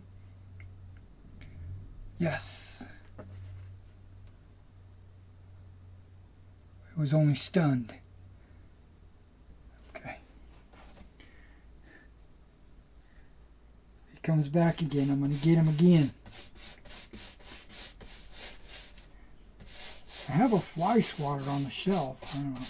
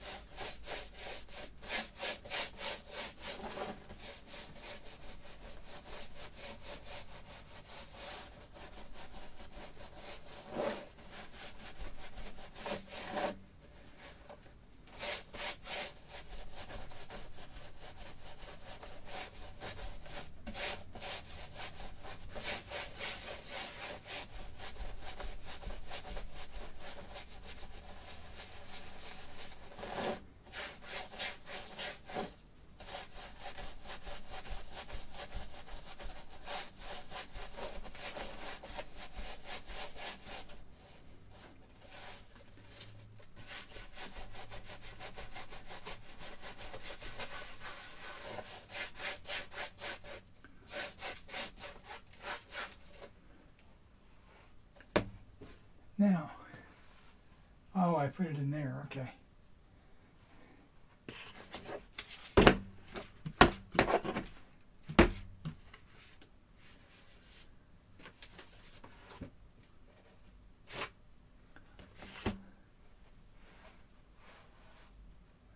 Okay, that actually went on pretty good with that brush.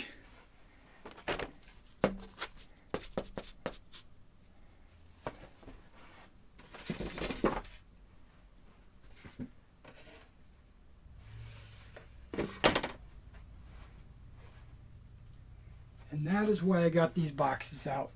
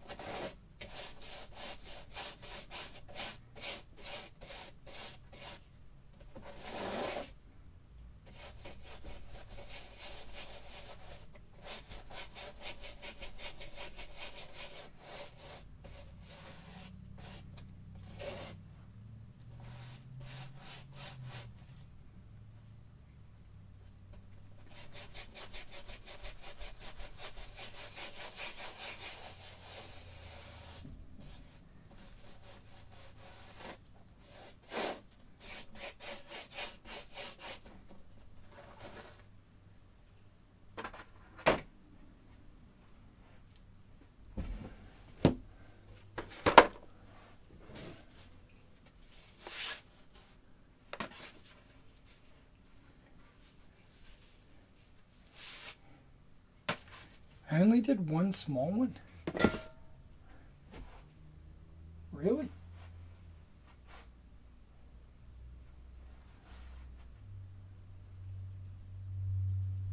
It's possible. That's not going to fit in there.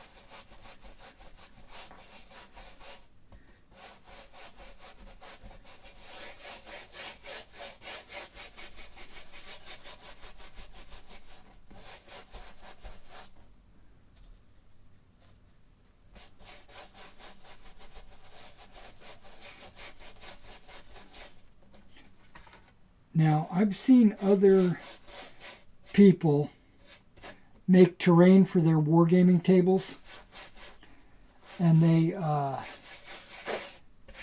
got a lot of good ideas, a lot of good techniques and stuff like that. But what I noticed was, and I don't want to mimic them, is that they're making their pieces look like dioramas, right? They're very beautiful terrain pieces, but very impractical when it comes to gaming on them.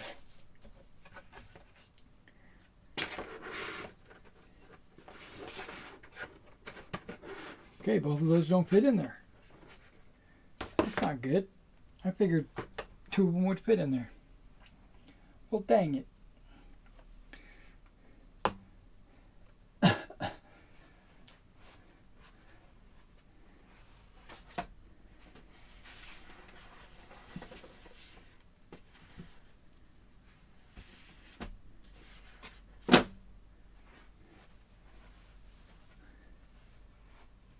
Damn it, Janet. I'm going to add a little bit more water to this.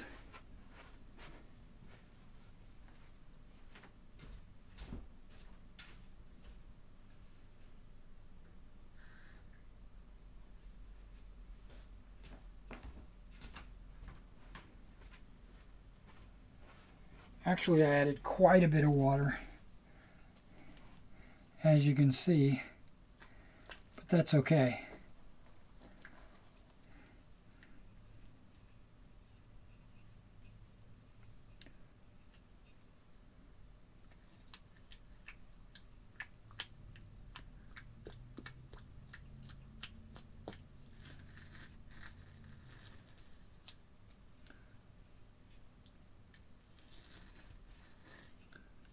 There we go.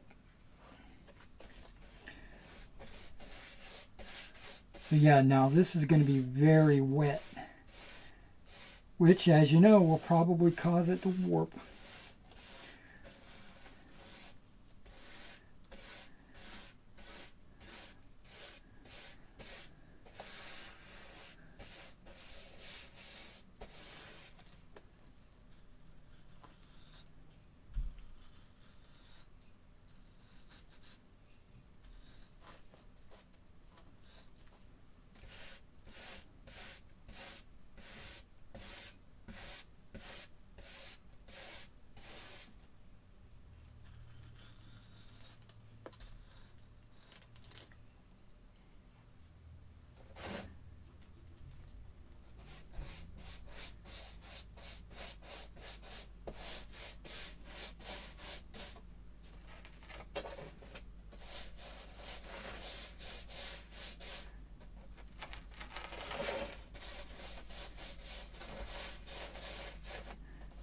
But again, once it dries, I can apply a little bit of water on the back side of it, just a little, and then put some weight on it, and it should straighten everything out.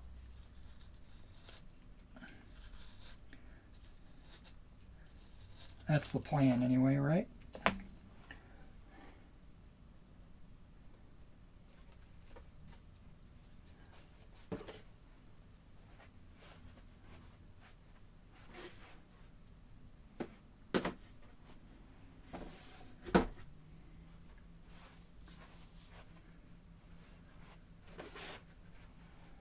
That one looks almost dry.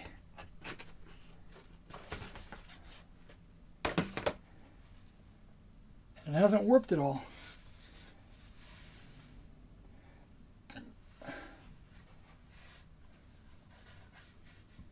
Is there somewhere I can set this?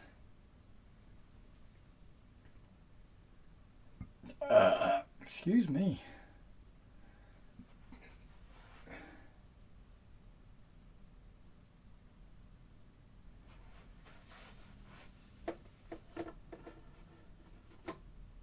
Set it right there.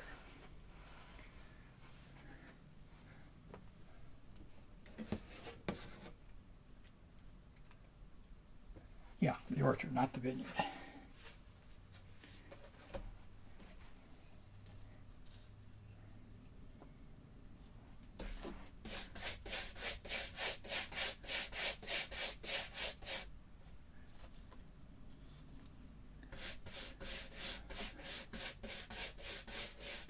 I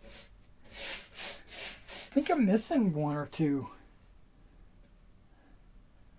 I'm going to have to go around looking for them because I think I had a field.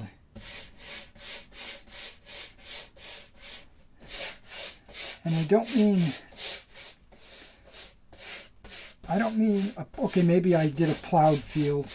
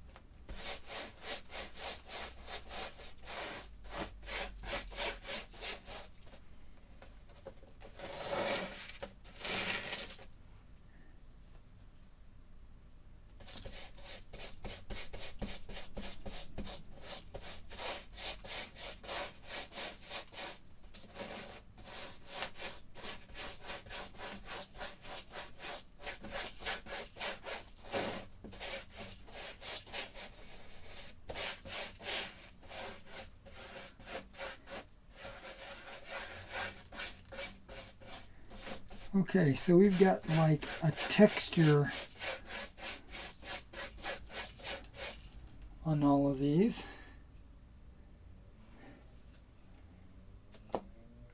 Not putting a texture down on the vineyard.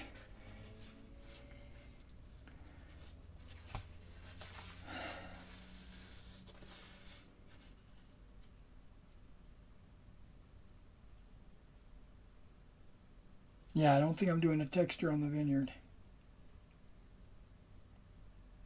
I think I'm going to put a grass sheet on this, and then I'll texture the outer edge. But that's not going to happen right now.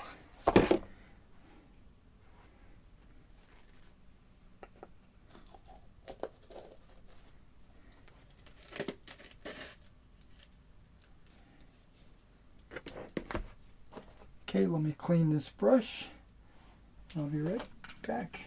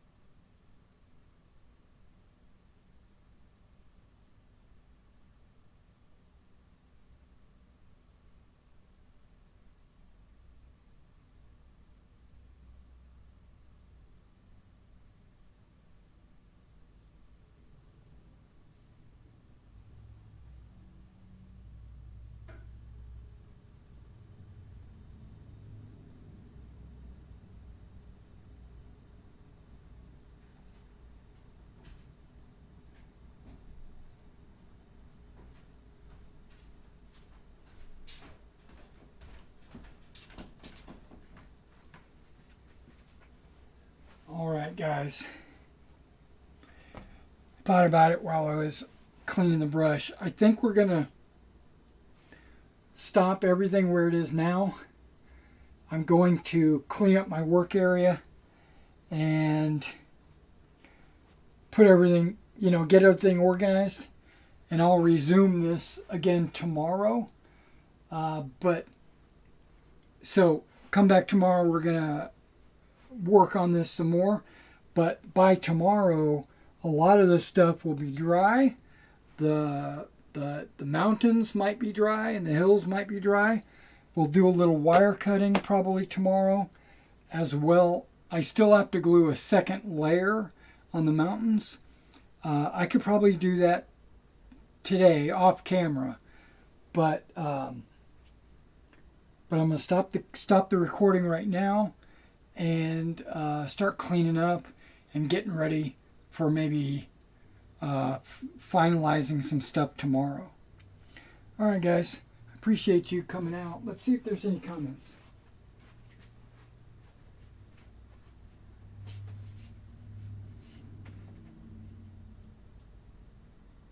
Okay, the last comment was about the vineyards from Frederick. So, thanks everybody. I know I'm a long way from the microphone, but you guys have a good night.